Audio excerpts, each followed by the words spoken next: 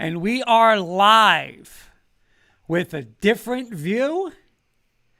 I hope the green screen's looking okay. We got our Coach Brislin, who will be on in a little bit, gave me a background. It's not all together yet, guys. You know, it's not all together. But I'm gonna play with a couple things tonight just to see how it looks. But the Easter Bunny, he delivered. She delivered the Easter Bunny. But how's everybody tonight? Mr. Kirkpatrick, how are you, my friend? I'm going to go to you first. I'm doing well. I'm ready to roll tonight. Let's do it. All right. And Mr. Siciliano with the Alabama hat. Again, wishing for Mr. Devontae Smith to come to your Giants. What's going on, my friend? Everything's good. I have a feeling we're going to get Mr. Waddle, the way it looks. Okay. A couple comments. Which is fine. Hey, that's one of your guys. Which is fine with me. A couple comments. Coach Breslin, good evening. Looking forward to another great show. And our good friend Henry Zimenoff from YouTube. Looked like the Pac-12 had one of the greatest NCAA Division I outings ever. Had an all Pac-12 national title game for the women's side, and the men's side owned it over other conferences. Absolutely. And I want to give Henry a shout out because he is a big Pac-12 guy, and we got to give our guy Marty a shout out because he outright called Arizona over UConn. Yes, he did. Outright. I'm going off video for 1 second. I got to fix something. Don't get nervous. I won't get nervous. I'm here. Okay, won't get nervous. So Mr. Fixing my set. Okay, fixing the set. No, Arizona, excellent call. I texted Marty right after that, and I said, "Oh my gosh, great call with Arizona." I was right there. I was right there, all over that. Like he called it. I jumped on board. Sis and I jumped on board. Unfortunately, I got greedy and went parlay route, but did not hit it. But outright upset, awesome call. Yeah, awesome call. What do you want? What's on the agenda tonight, Mr. Kirkpatrick? Can you give us a little hint of what's going on tonight?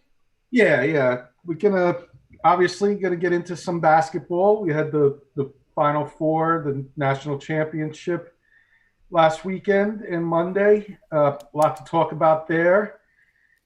We just talked about the women's basketball, the upset. Of course, we got Gonzaga. We'll get into that. Yeah. We got some new head coaches in college basketball. So some college basketball news along with the Final Four. Some football news locally in New Jersey. The Jets traded Sam Darnold, so we got some football news. We're going to bring in Coach Brislin, our defensive specialist, and head coach guru, defensive coach guru.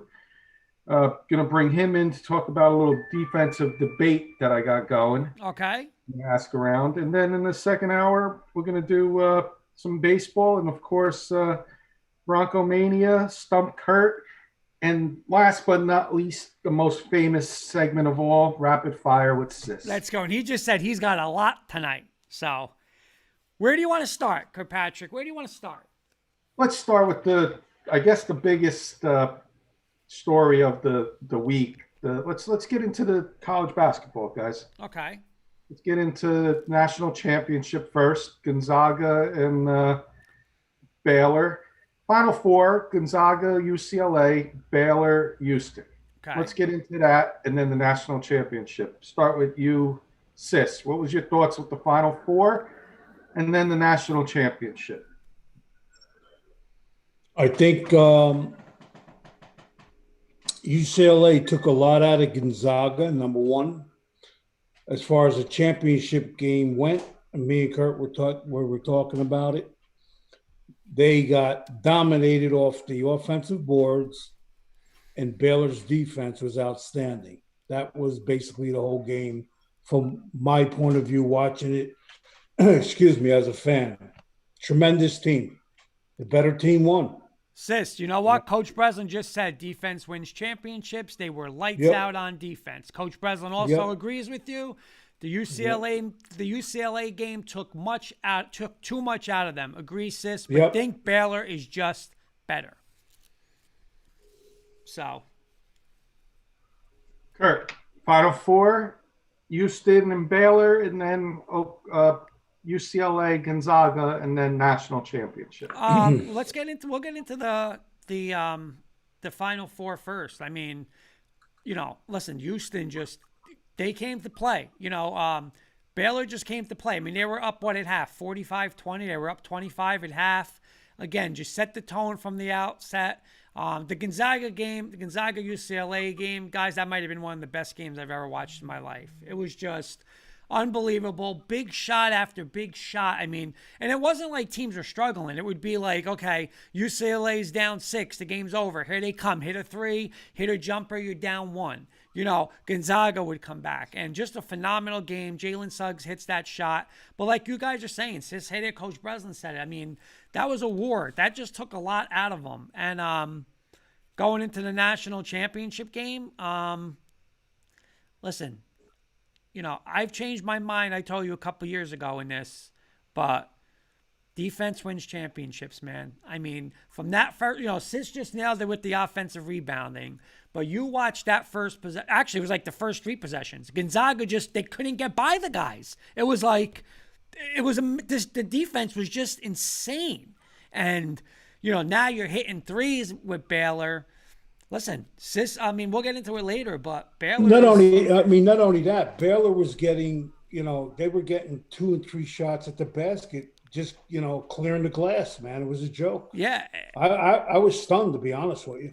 Me too. I was, hands down, we always knew they were the 2 best teams, right? We said They were the 2 best teams, but. Right. I mean, that much, a lot of people, we'll get into this later, but a lot of people are saying Gonzaga choked. I don't think Gonzaga choked. No. Baylor just was better. I agree. And I think Baylor 100%. Is better. Kenny, real quick before you get back, Henry saying Gonzaga literally took Baylor way too lightly. The free throw curse Colorado had was transferred. Indianapolis is now the place for heartbreak losses, if that's how it's going to be. It's true. That place in Indianapolis is just, I don't know. I'm going to be honest. I don't know if we're ever going to see an undefeated team in college basketball. And this is why, Kenny. Tell me if you agree or disagree with me. Go ahead, and then I'm going to get on you, my friend. Okay, go ahead. Get on me, but I'm going to tell you why. I'm holding off. I'm going last, but this is, go ahead. Okay. But here's what, and I said this to Jen today when we were driving today. I said, we're never going to see it because the only way you're going to see an undefeated team is if a Gonzaga, a Houston, a Wichita State, something in one of those conferences. Because you're not going to go from the ACC, Big East, Big Ten, Pac-12. You're not going to go undefeated. It's going to be too hard, So I don't think we're going to see it. I really don't. But now you could come at me whatever you want. Well, let me get off first by saying, let me start off by saying, Final Four, Baylor dominated Houston, dominated the whole tournament. Baylor played a top 10 team in Houston, and then a number 1 team in Gonzaga. Gonzaga, we could say, faced USC, who was hot, and I was on USC. But were they a top 10 team? No. Was UCLA a top 10 team? Top 25 team, barely. And they surprised a lot of people in the tournament. So Gonzaga had the easier road to the Final Four, including going way back. I've been saying they haven't played anybody in 3 months. 3 months they haven't played anybody. And I told you how hard it is to be undefeated. I think we all should have learned our lesson when the Giants, Sis and my Giants, beat the Patriots in the Super Bowl. How hard it is to be undefeated in a sport. Okay, I agree. Okay, but we, including myself, I fell on the Gonzaga train. I jumped on it, and I fell off it. Okay, but let me come at you. Here's where I disagree. And I saw somebody on Twitter 2 days ago put Gonzaga choked. They didn't choke. See, there's only a certain amount of teams that could beat Gonzaga, and they beat them because of defense. And you know what? Hey, Ticket Time, Carson's chiming in saying, look at that lovely green screen. Hey, fellas. So There he Let's is. go, What's up? baby. What's going on? Our guy Carson. We'll get his opinion tomorrow. But sis, we've said it.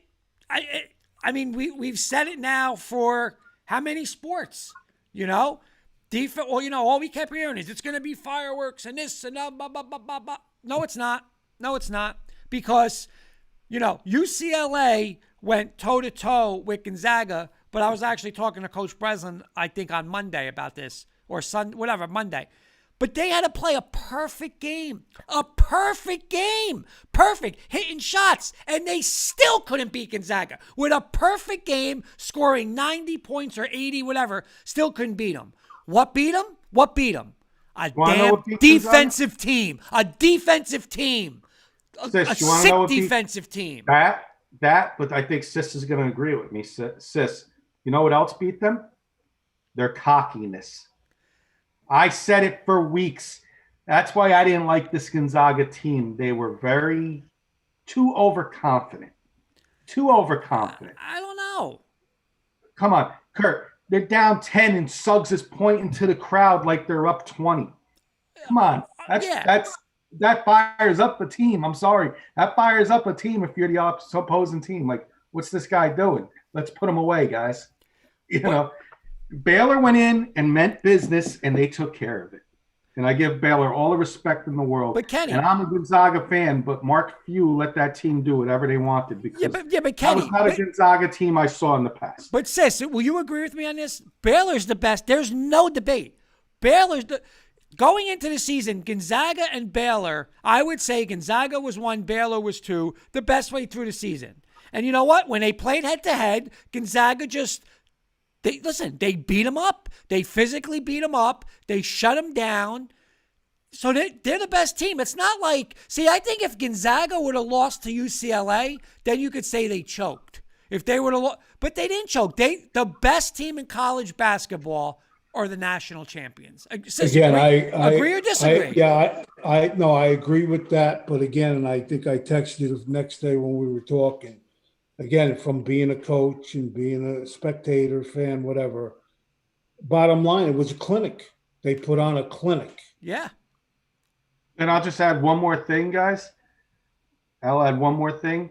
I disagree. I think Gonzaga did choke. My reason is that game was over in the first 2 minutes of the game. First 2 minutes, you knew the game was over. They never cut it less than 9 points. That's a choke. That's a choke. As much as the Baylor, you got to give Baylor all the credit in the world for a clinic, like Sis just said. But you got to play a little better than losing. Yeah, you got to play better. But okay, so you're disagreeing. When you're an undefeated team, and you're, Okay, but so you're disagreeing. So then you right now, because Coach Breslin's coming on soon, you got to disagree with what his statement just was. His statement now is, I don't think they choked either. I think Baylor would win at least 8 out of 10 times if they played. How is that choking? Baylor's the better team. Choking meaning you can't lose by 20. You can't lose by 20 points. That's a choke. You're telling me how great Gonzaga was all year. You can't go in and lose by 20 points. Lose by 4. Lose by 6. You can't lose by 20. You lose by 20, you're top. That means there's at least 10 other teams that can beat Gonzaga. No. See, I disagree. Okay. I disagree. We'll do this as quick as possible. I'm not going to name 20 teams. Kansas beat Baylor. Kansas can't beat Gonzaga? No. But Baylor beat them by 20. See, I look at it like matchups, okay? And I look at it where the only way Gonzaga was going to win, you can't outscore Gonzaga, right? You can't go and say, I'm going to play my game. These teams did it, and they got run off the court, right? The problem is, not that the problem is what we've said from day one in all sports. Defense wins championships. You look at, listen, I'm looking at the Nick wall, okay? You had Scottie Pippen, Hall of Famer, right, sis? Michael Jordan, best player of all time. Those Knicks went toe-to-toe, not because of talent. They didn't. They got in their face, played defense, and basically took stuff away. Why were they so good? Defense. Look at this year. Everybody said, oh my God, the Tampa. How is anybody going to stop the Chiefs? How are they going to stop them? The Chiefs did nothing. Nothing. The Bucks got after them. Here they go. Defense shut them down again. Defense always wins. Baseball. Look at this lineup. 1 through 9 were loaded. At the end of the game, they have 3 hits. Why? Pitching and defense beats the hitting. Every time you saw it on Monday night. Now, don't get me wrong, Baylor hit a lot of threes, but their defense was just ridiculous. They were getting they were getting shot clock violations. They were getting turnovers. They could not get by though. And you're talking about guys that are going to be first-round draft picks, right? They got 2 All-Americans on that team, Gonzaga. Yep. They couldn't get by Baylor. So it's defense. Sorry. We talk about Gonzaga not choking, but I think certain players on Gonzaga choke. Again, choking. Or you can call them soft. One or the other. You can call them soft or choking because that's what it was. That's exactly what I saw. You know what they got? Honestly, they got I bullied. saw a team that was afraid of Baylor. Okay, Sis said the word last week in a conversation me and him had. They got bullied. But you know what? Who does the bullying? The defense. A defense could bully an offense. They could. But you know what it was? It was the bullies getting bullied. Because I'm telling you why I did not like this Gonzaga team, because it's a Gonzaga team that I thought was hot dogs. Hot dogging it a lot towards the end of the season. Weak conference. They were just, like I said, Suggs getting off. Yeah, it's okay to show emotion, but pointing to the crowd and you could clearly see he was using the F-bomb. Let's effing go. Clearly on camera you could see he was saying that. Right. Come on. So if you could see that, he's yelling it. Come on. It was just a little hot dogging on the team that I didn't like this year. And Baylor went in there and took care of business. Hey, you're right. Listen, I said Gonzaga was going to win it. I was wrong. Hey, I jumped on the train, but hats off I to jumped Baylor. on and I got thrown off quick. That's real quick. I want to hit these comments up because they're coming in. Henry saying this was the first time I actually picked the right national champion. Finished 29th in the ticket time K&K bracket pool with an 80.4 percentage. Best performance I ever made in the ESPN tournament challenge. Congratulations, Henry. Nice I was job, not that high. Henry, I was about 140, so good job. Hey, our guy Marty Jonas from Intercept Your Lunch is saying, look at that green screen. You know what, Marty? We gave you a little shout out before because you were all over Arizona, over UConn, and congrats. I hope you had them. I hope you went a little shopping for it, but that was a great, great, great pick. Arizona over UConn in the semifinals of the women's championship. Absolutely. Mark is saying hello, gentlemen. Mark is saying good evening. What's up, Hello, Mark? Coach Breslin's also saying weight room for Baylor. Those guys were monsters, sis. They were monsters. I'll give them. I'll agree with that. And then Coach Again, Breslin, they dominated the boards. he did. All right, let me throw one quick hitter out there. I'll start with Sis. Biggest disappointment of the tournament. It could be a team, it could be a conference, it could be anything. Oh, definitely my boys, Illinois, hands down. I'll go next. I'm going to say the Big Ten as a whole was my disappointment. The whole conference. Illinois, Ohio State losing in the first round, Iowa, Michigan State. There's so many, all the teams. Purdue losing in the first round. Kurt, what was your biggest disappointment? Mark is saying it's Michigan. Marty's saying that's right. My parlay hit, and let's just say lunch was fantastic. Yeah. That's good. Mark saying his disappointment was Michigan. Coach Breslin saying Big Ten. I agree with Kenny. I'll say Big Ten with you and Coach Breslin, but I'm with Sis. Illinois, they were probably one of the hottest teams in the country. Just, you cannot get out coached like that in a second round versus Loyola. I'm sorry. And I got a question for Kenny though. No disrespect, okay? You made the statement about 10 minutes ago that the game was over the first 2 minutes of the game. How's that possible? How would you? First 4 minutes they were down. The game was never. What I mean by that, Sis, is you don't know in your head at the time that it's over in the first 2 minutes.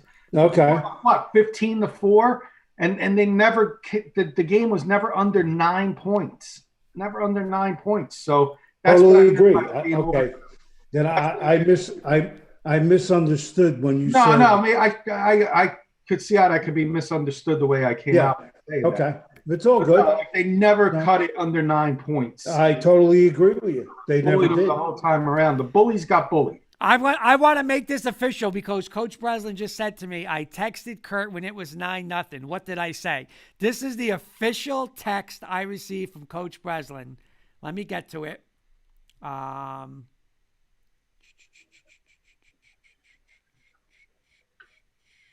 This was Monday night.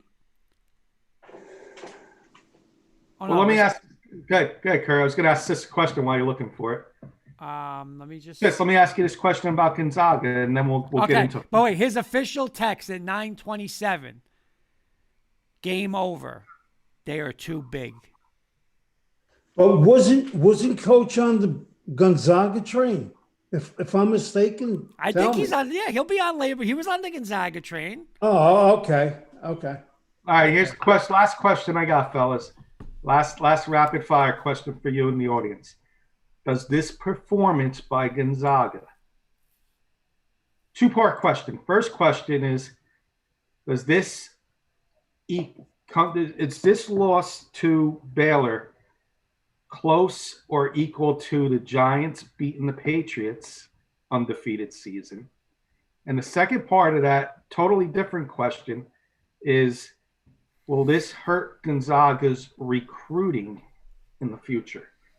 That they couldn't win the championship this year and haven't won a championship still in their history. I'll jump right in. No, because they just got the #1 recruit in the country to go to Gonzaga.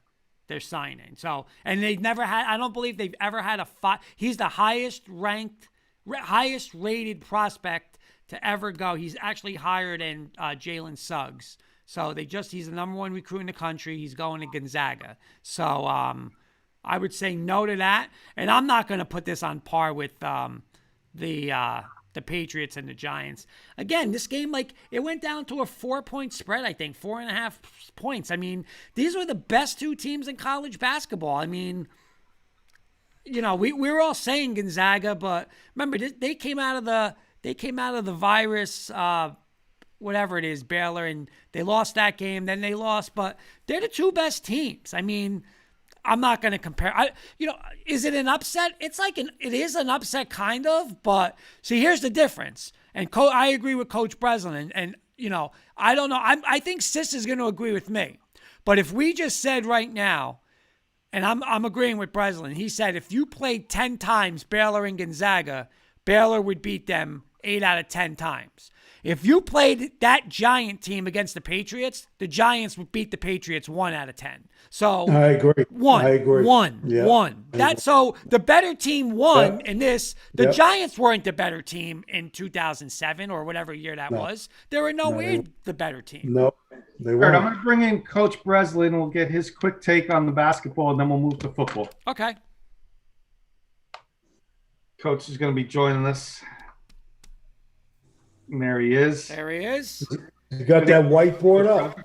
No whiteboard right now. No whiteboard. You I'm want a whiteboard? disappointed. I didn't know we wanted a whiteboard. How we doing? No whiteboard tonight. We don't need the whiteboard.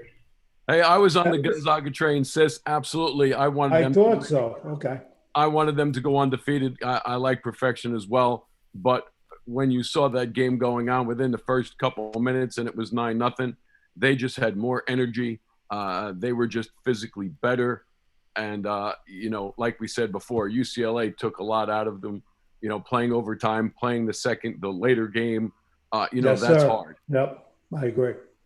Is that a Sacred Heart University shirt?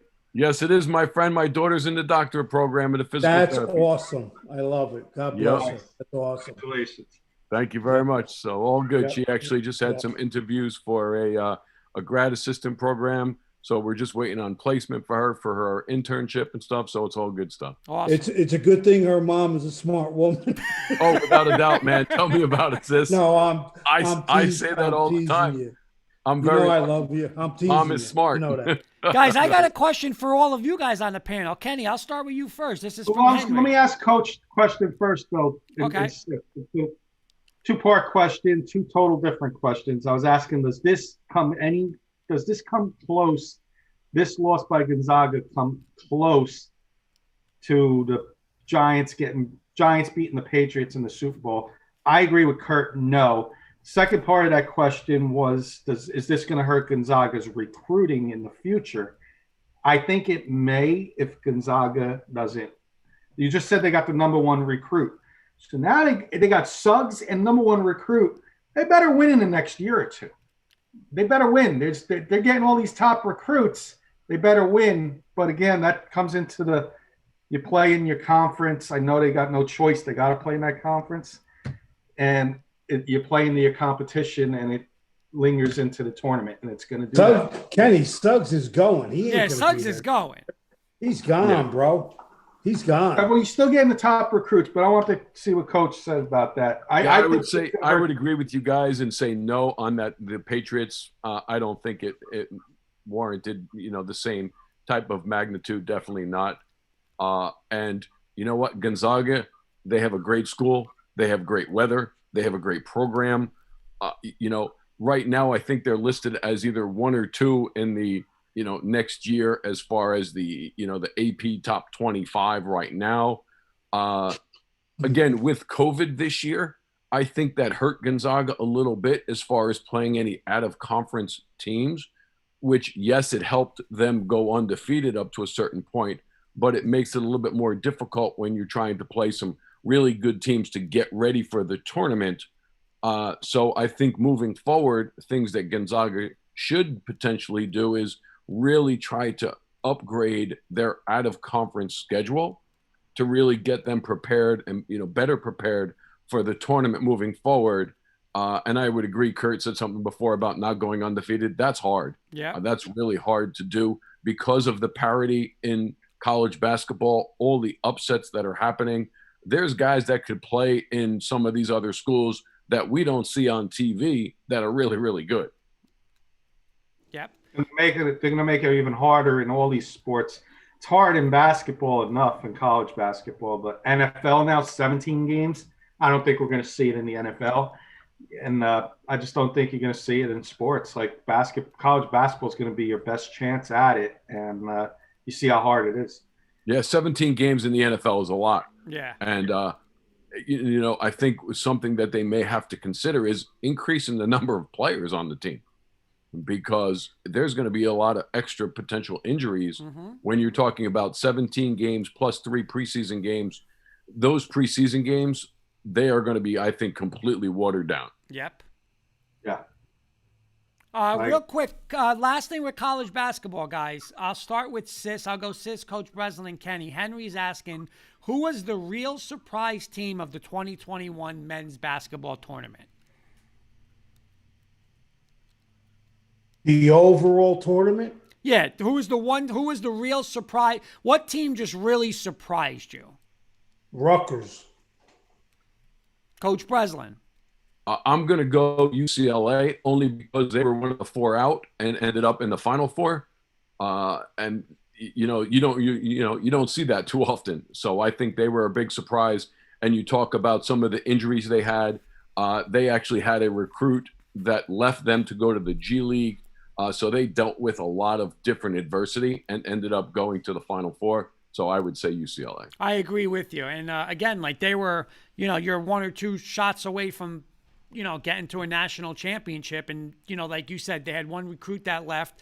One of their best players, the kid Smith, was injured. He may be back next year. And a lot of guys stepped up. I mean, you had 2 or 3 guys that legitimately stepped up big time in these games to get to the Final Four. They beat Alabama, was right there with Gonzaga. I agree with you. What about you, Kenny?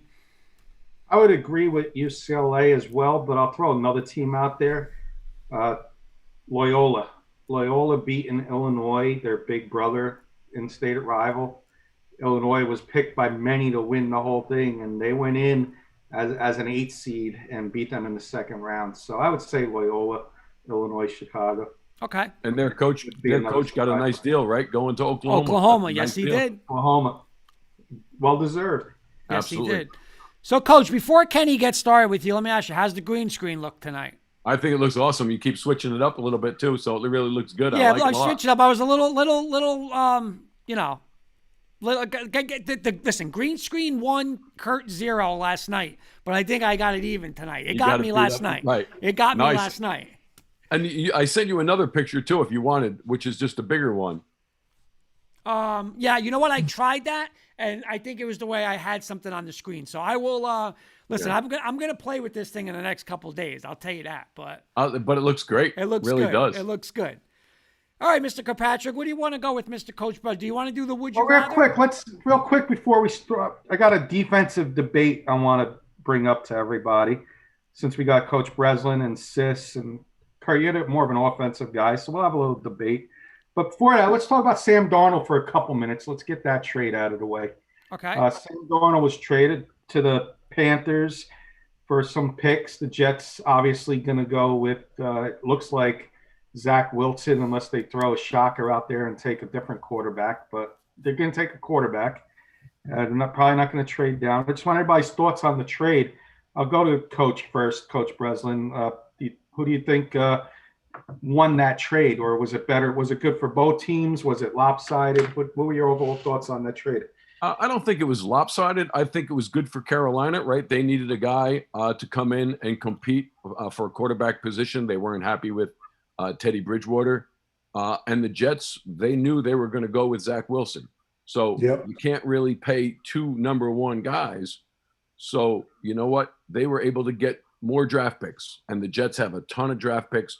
And I think they have a new coach. So it's like, why not bring in a new quarterback to fit into the system that they want? I'm sure they're going to run some kind of West Coast offense, something that this kid is going to be pretty good at already. Me personally, I think he could potentially be the best quarterback in the draft at this point in time. Obviously you have to have some talent around you as well to make those things happen. But I think it's a win-win for both teams. Because Carolina needed a quarterback, and what were they in the draft? They were too high, I think, to grab somebody because most of the quarterbacks probably go within the first 6 or 7 picks. Yep. Sis, you want to add? Well, I agree with Coach. I mean, I've never seen this kid play, but from all I heard and all I read, he's definitely their man. So obviously they know more than we do, and I think the Panthers did well getting Sammy Boy. I really thought he was going to go to Kurt's team, to be honest with you. I thought he was going to go to Denver. But today was. I think the change of atmosphere is going to help. This kid's a good quarterback. I really believe that. I think he's going to blossom there. I really do. And like Coach said, obviously they're not happy with Bridgewater. So here we go. What do you want to talk about, Kurt? You want to put anything to that? Yeah, I mean, same thing. We always talk about it where, I heard somebody again saying, oh, well, the Jets have a quarterback and, they should keep the pick or trade the pick and keep Darnold. But quarterback is so important. It was like the whole thing with the Josh Rosen and Kyler Murray. Like, if you have Zach Wilson higher than Sam Darnold, take Zach Wilson. I just believe that for everything. Why? Because I have a quarterback that I rate, I rate him as an 87, but on the board there's a 93 the next year. Well, why wouldn't you take that 93? If he's the better quarterback and you have him rated better, do it. Like, yeah, you still got a 2. I think they got a 6th round pick this year, and then a 2nd round pick and a 4th round pick. I mean, it's still not bad, but if Zach Wilson comes out and, like Coach Breslin saying, he's the best quarterback in this draft, no one's going to remember Jets and Sam Darnold. They're going to say that was a smart move. The Jets got Zach Wilson, and away they finally got their quarterback. But I also agree with Sis. I think Darnold, he didn't have a lot with the Jets. I think Carolina, he's got, Christian McCaffrey. He's got some receivers. I think he's going to be good. I think it works out for everybody to trade. Yeah, I do too. You all hit it right on the button, and then Kurt, you just hit it at the end. He's got receivers now. He's got Robbie Anderson back. Robbie Anderson's over there in Carolina. He's got DJ Moore, and he doesn't have to be the main focus on the offense now. He's got Christian McCaffrey there as the main focus. Yep. Plus, you got to remember about money too, right? So You're Yep. going to pay two of those guys a big Yep. amounts of money. Right. A bold Exactly. prediction I'm going to make for the draft is if Kyle Pitts is there for Carolina, Kyle Pitts goes to Carolina and gives them another offensive weapon. Remember last year, Coach, they took defense every round. So this year could be a lot of offense in the draft for them in Carolina. So you may see some more offensive weapons going to Carolina for Darnold, which he did not have his whole time with the Jets. So Now I heard this today. Yeah. I heard this today, and it said, "Don't be shocked. Don't be shocked." And they just said, like, "Oh, here we go again. Poor Sam Darnold." They said if somebody like Trey Lance is high on Carolina's board, do not rule out that. Not that they're going to trade up, but if they drop, I think they're picking 8th. If he drops to 8 and they love Trey Lance, Carolina could still go quarterback and let Darnold plays this year, and then next year they like battle it out. So I don't know. That would be. I don't know You if know I what? would do that. Darnold's got to produce now, just like so many other quarterbacks now got to produce. Like we can go up and down the line and talk about it for 2 hours on which quarterbacks got to produce. Darnold's on top of that list. Yeah. He's got to produce. You know. But if you're a GM, do you want to now take another quarterback and have 3 potential guys that you're going to pay? Somebody's going to have to go, number one. Right. And- Then why'd you make that trade? Well, You know? exactly right. I agree with Coach Brislin right there. They're Right. not going to take a quarterback. I don't care who, whatever. No, it's not happening. Everything is very cyclical, right? So the quarterbacks Yes. are going to be the run first. I Yep. think once somebody takes a wide receiver, There it goes. then There you it's go. going to be a run of wide There you receivers, go. the tight Yep. end, Pitts, all of a sudden, because nobody wants to lose out on one of those guys. So Totally that's agree. going to happen next. And the only thing that's going to mix in there is the offensive lineman from Oregon. But everybody Yep. else, I think it's going to be receivers and quarterbacks and that one lineman. I That's a heard great 2 people say that Pitts is the second best player in the draft after Trevor Lawrence. Wow. Well, I'm I hearing would Pitts agree. as high as number 4. Like that's a guy can go number 4, or he can drop all the way down to New England, depending on what teams want. That's how high he is. He can go as high as number 4 to Atlanta because he's a hybrid. He's a wide receiver like a Darren Waller type. Yeah. We all know how good Darren Waller's become. And they're impossible to cover in this league. Yep. Yeah, because they're being covered by safeties. Right. So yeah, that's why I'm put him on Carolina's offense. You got McCaffrey, you got Pitts, and you got 2 receivers. Yeah. That's dangerous. Yeah. That's dangerous in the NFC South. Watch out. It's an up and coming team. Watch out for them. All right, so I got a little topic debate. This is why we brought Coach on tonight. Thought of this during the week. I thought of it because of Sis and my Giants, Coach Brislin. All the moves we've been making from last year to this year, we have a strong secondary. And we have, I'll just throw the names out there: Jabril Peppers, Logan Ryan, Xavier McKinney, James Bradbury. We just got Adoree Jackson free agency. There's 5 guys right there in the secondary. And then I was thinking about your Washington football team, Coach, with your solid pass rush: Chase Young, Montez Sweat, over there in Washington. Question I have is, if you had to choose one, guys, one type of defense would you rather have? Would you rather have the top pass rush, like the Washington football team, have those 4 guys, solid pass rush? Or would you rather have 5 guys in the secondary that are going to be locked down on the receivers and tight coverage throughout the whole game? What type of defense would you rather have if you had to choose one? And then we'll go back, and I'm going to name some quarterbacks, and we'll see if our picks change with the type of quarterback we're up against. I'll go with Coach Brislin first. If you had to choose one type of defense, Coach, in the NFL today, what type of defense would you rather have?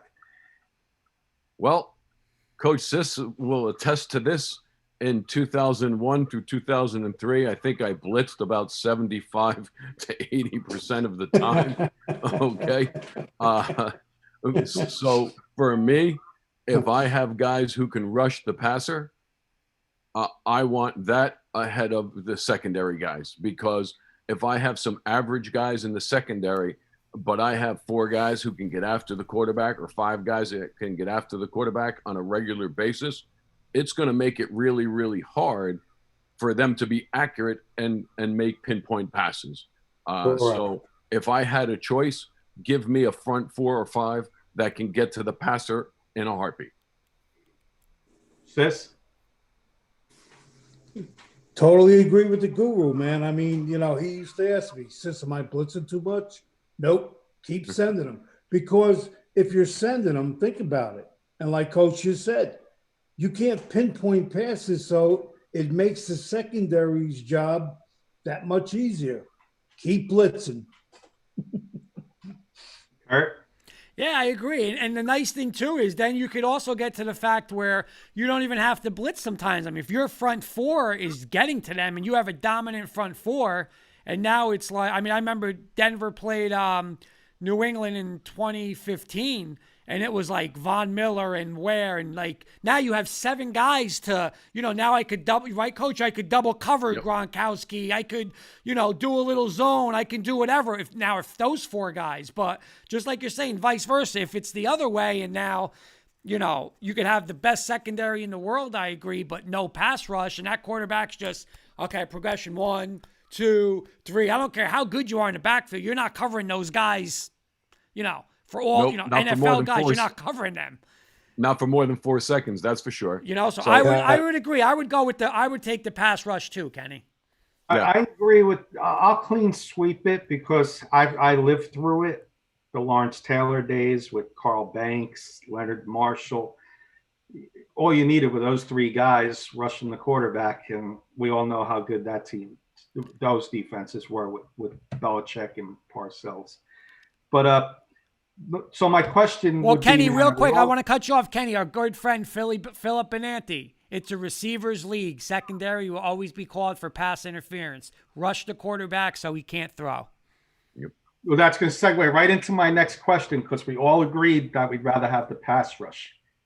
Can a strong secondary with an average, I'll say, not below average, with an average pass rush succeed in today's NFL, Coach?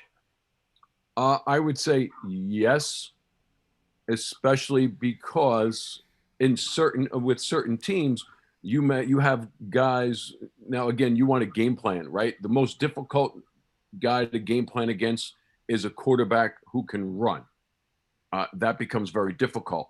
But if they're more of a runner and not a thrower and a passer, then I would say absolutely. You know, from a front 4 perspective, there's some things you want to do to not allow them to create running lanes, but you also need some inside linebackers who can flat out run to be able to help in case he does leak.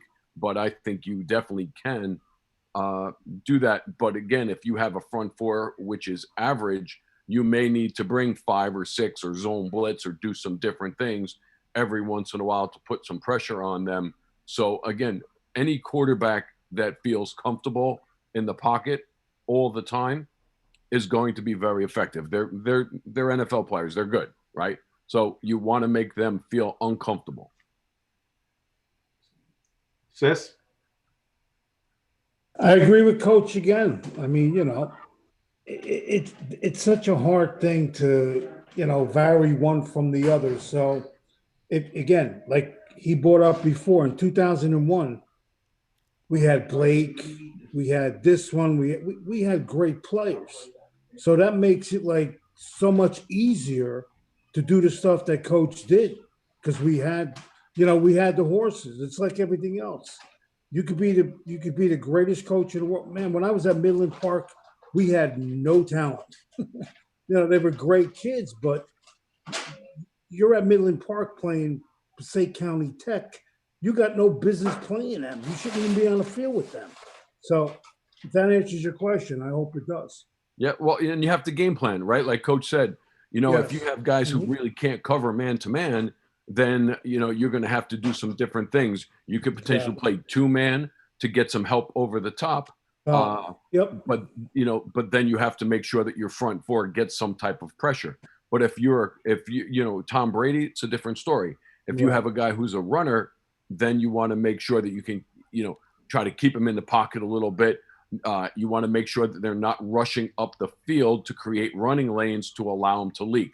So what a lot of guys will do now is almost like bull rush. You want inside pressure, but you don't want your DNs, the guys from the outside, rushing all the way up the field. Exactly. And leaving a big gap open for those guys to leak through. So, depending on the quarterback too, you're going to have to game plan accordingly. A guy like a pocket passer, like a Matt Ryan or a Tom Brady, you can, if they're passing, your edge rushers can just tee off and go. Tee off. When you're playing Lamar Jackson, you can't tee off and go. No. Because as soon as he jump. sees that, they're taking off and going into B gap, and your inside linebackers better be able to catch them. Kenny, real quick, we got a comment from our great friend from Colorado, Matt Staffiero, and I hope Matt stays on with us because, Kenny, you got an awesome Briggsy Bronoco Mania that you're going to talk about a little bit, which I hope 5 minutes. in about 5 minutes. So if he wants to hang on, I'd love to get his comment on that. But he's saying, I'm going to go to Coach Brislin on this one. LOL. Speaking of coach's quarterback description, can we officially label Drew Lock a subpar quarterback? Coach Brislin, is he a subpar quarterback?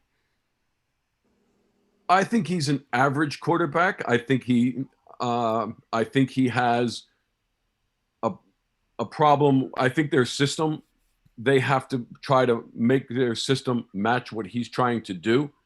I think I think he has some talent from the receiver perspective. I think he's average. I don't think he is a top-notch quarterback. I think it's something where Denver is going to have to look eventually down the road to try to find someone. But I don't think he is an upper tier quarterback. No, definitely not. Mr. Coach Brislin, that someone is Mr. Aaron Rodgers in Green Bay. Let him keep hosting Jeopardy. Let them keep disrespecting him. I hope they draft, all defense. Don't get him any help on the offense. Keep disrespecting him. Next year, he says, I want out. Ship them right to Denver, Colorado. Let's get the number 12 jerseys rolling. That's what I want. But again, you got to remember, any quarterback, no matter who you are, needs time. Of course. And it always starts up front. If you don't have an offensive line, I don't really care who you are as a quarterback. Exactly. But your system then, listen, Tom Brady, they get the ball out in real quick, right? It's fast. So then if your line isn't very good, then you better have a system to make sure that you're going to get that ball out fast. Listen, I coached some offense years ago, right? When I was at Becton and my freshman coach and stuff like that. When we had a Swiss cheese line, the best play that we had was a screen pass. Mm-hmm. So implementing those things in your system and making sure getting the ball out fast, getting to your speed guys. They have some running backs, get the ball out in space. Get those guys out in space, running some, key screens to some of your fast receivers. That's going to help quarterbacks. Yep. Matt Staffiero again saying he couldn't stay in the pocket if he was chained down. He Houdini it just to roll to the right and look for the long ball. But that's Coach, that's what you're saying. I agree. And we talked yesterday about Pat Shurmur. I'm not a fan of Pat Shurmur and the kind of offense. He needs to be in the little, the bootlegs and stuff like that. But, that's on Drew Lock too. You're not in Missouri anymore. You don't just come out and gunsling and throw the ball all over the field. There's nothing wrong with throwing a 4-yard pass, a 6-yard pass. You don't have to throw the deep shot every play. That's on him too.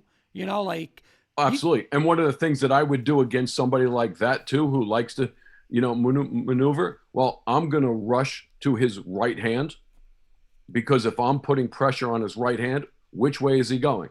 He's going to his left. Yep. And quarterbacks who have to run to their left and try to throw with their right hand is very hard. So guys like that, I'm going to try to put pressure on his right hand and force him to go left instead of right, because that's his dominant hand to run and throw the ball. So most of my pressures are going to come from that side.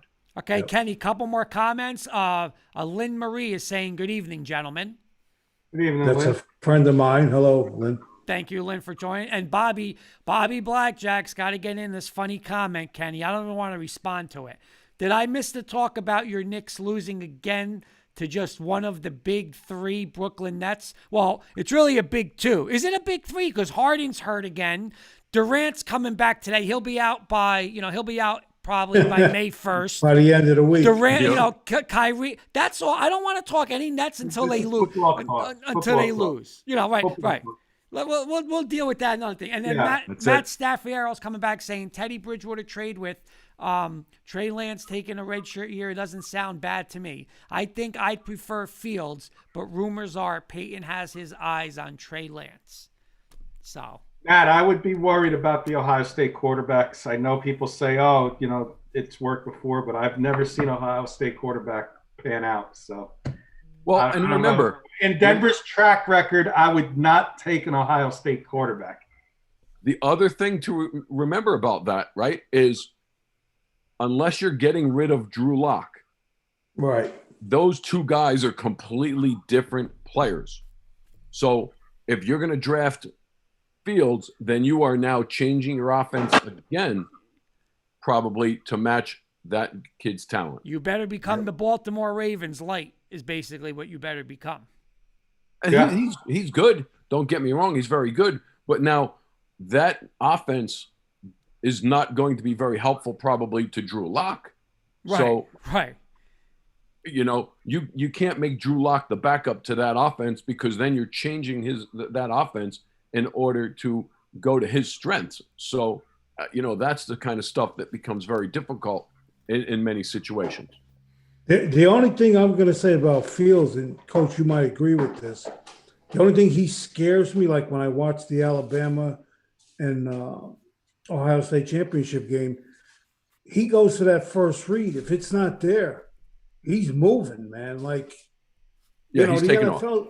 Yeah, the NFL is a different animal, man. You got to be able to look 1, 2, 3, and then maybe you dump off. But that's just my opinion on him. He's a great athlete. He's a great athlete. He really is. Well, I think he's a good player. Athlete. Great athlete. Yes, we don't know if he's going to be a great quarterback. Well, and again, just like some of these guys, if they don't get the ball out fast, like Coach just said, and they're not throwing the ball and they're running the ball, the NFL, that's a car accident every single time. Waiting to happen. Right? I agree. So, you got to be really smart and get down and, so you can get back up and play another down. And that's always the difficulty with some of the running quarterbacks in the NFL. Now, Kenny talked before about 17 games. Can these guys last 17 games? Plus 3 or 4 playoff games. Right. Murray was beaten up by the end of the season. So they're young guys. If you're getting hit, get down fast. Yep. Get out of bounds. But you know what, though? See, again, Coach, even though I'm it's all good. Even though I'm a Bama fan, one thing I like about the kid Jones, he reads through his progressions. He knows how to read a defense. He doesn't panic. That's all I wanted to say about that. Yeah. See, Matt Stafford was making a great point saying my quarterback in this draft is Wilson, but that's pretty much set in stone. See, I want to ask Coach Sis and I'll go to Coach Brislin. But, you're on the high school level, you're in the college level, and you guys were talking, Sis, you just mentioned about Justin Fields, right? Mm-hmm. About, okay, one read, first read's not open, I'm going to go. Why? Right. Because, not for nothing, in high school, don't you want Justin Fields running the ball?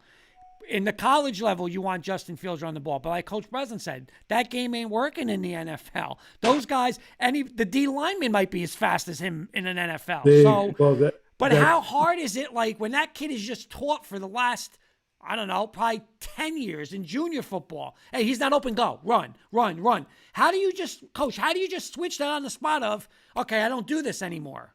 That's where your coaching comes in. But that's hard, man. That's I don't know. I just think that's hard to tell that kid, So you're saying to me tonight, Justin Fields cannot be turned off after one progression look and the takeoff. Is that what you're telling me? No, I'm saying I agree with what Coach is saying. There's no way, and there's stubborn coaches because, listen, Denver did it with Gary Kubiak when they got the bust of all busts, Paxton Lynch, and they said to him, you're going under center, and we're gonna run the West Coast offense from you. He never took a snap under center in his career. So how do you just put that guy in there? Like Coach is saying, Justin Fields, you got to have zone read. You just can't put him in there and be in Pat Shurmur's, okay, you're going to go into your 3 wide receiver set and, read 1, read 2, read 3. He can't do that now. Am I wrong, Let me Coach? ask you this, being that you're a big offensive guy, and, I respect that. What team, in your opinion, does Fields fit into right now? The way he is, one read and gone. Outside of the Baltimore Ravens, because we know he's not going there, but go ahead. Right. Again, I think he could do what the 49ers are asking him to do. I mean, he would be lethal on like the nakeds off of Shanahan's system, but I don't know. I think he could play like in that. Coach Brislin, what do you think? You think he could do something like that right now? Well, I think he's, let's look at teams like the Jaguars, right? You have Urban Meyer coming in, Kingsbury from Arizona. Right. So, where are the coaches that are coming from the college level that are now in the NFL looking to run zone read, RPOs, things of that nature? That's where he has to land. If he's landing in a place that has an offensive coordinator that has a drop back system, I don't think that is going to be helpful to him. Now, Matt Staffiero's got a good one, and I know we were talking about it before, and he just mentioned, but that's not happening with them snagging Darnold. But, Kenny, your boy, Matt Rule, there's a college coach, there's an RPO guy, there's a college offense in Carolina. Could Justin Fields go there? I mean, Carolina can take a quarterback. That's a team. I don't know what they're going to do at their pick, but I would take Kyle Pitts and load up your offense with Sam Darnold, who I think didn't get a fair shake with the Jets. But I will throw this out. But I could see them. Who's the OC at Carolina? Joe Brady, the LSU Brady. guy. You're right. Okay. LSU guy. There's Yeah. no LSU guy. Okay, so he's going to run some of the stuff that Burrow ran. So I can see Darnold fitting into some of that. Right. Yep. But see, this is the only reason why I'm saying Justin Fields for San Fran. Because remember, his dad, when he was the head coach at Washington and he was the offensive coordinator, who did they draft? RG3. And again, Coach Brislin, you were right. He got hurt. But you know what? It did work with that mobile quarterback in that system with the, everything off the zone and the stretch and the bootlegs. RG3 was lethal. So, and what benefits, what offensive player benefits the most from that type of quarterback? Tight end with the read. Yeah. And they got the best. They got one of the best in Kittle. So I said it last week. Fields was my pick. Everybody said Mac Jones. I said Fields is going to San Fran. What do you think they're going to do, Coach? I don't think it's Mac Jones. I don't see that happening. That's me, though. Excuse me. Who do you think, sis? Number 3. Who do you think they're going to take? Mr. Jones from Alabama. Coach Brislin, what do you think? I still think it's Jones, but I was reading an article the other day that there is some disparity between the two guys, the coach and the GM, in regards to who they want. Yeah, I saw that too. But it sounds like the head coach is the guy who's making the pick. So if that's the case, I look at it this way, Coach. Where was San Fran picking? Originally 12, right? 12. Yeah. To move up to number 3, out of all the quarterbacks that were there, who did they fear most wouldn't be there? Well, it said they loved Kenny. They had Jones going to the Patriots. They had Trey Lance going to the Panthers. Justin Fields, in my mind, is the one that they think may have not been there because you don't know what a couple of these teams were going to do. They did say that they loved Falcons at 4. They love Zach Wilson, but they're not going to get Zach Wilson. That's. I look at it where the Falcons may take Justin Fields at 4, so they had to jump ahead of the Falcons. That's just my opinion. We'll see when the They could have him. You think? I think me personally, I think the Falcons are going to trade out of that pick. I think they're going to wait it out a little longer and see what they can get for number 4, and give Matt Ryan maybe one more year, and go from there, because you're still paying Matt Ryan a boatload of money, Right. and now you're going to draft a quarterback underneath that you're going to have to pay a lot of money to, and you're really not helping your team at all.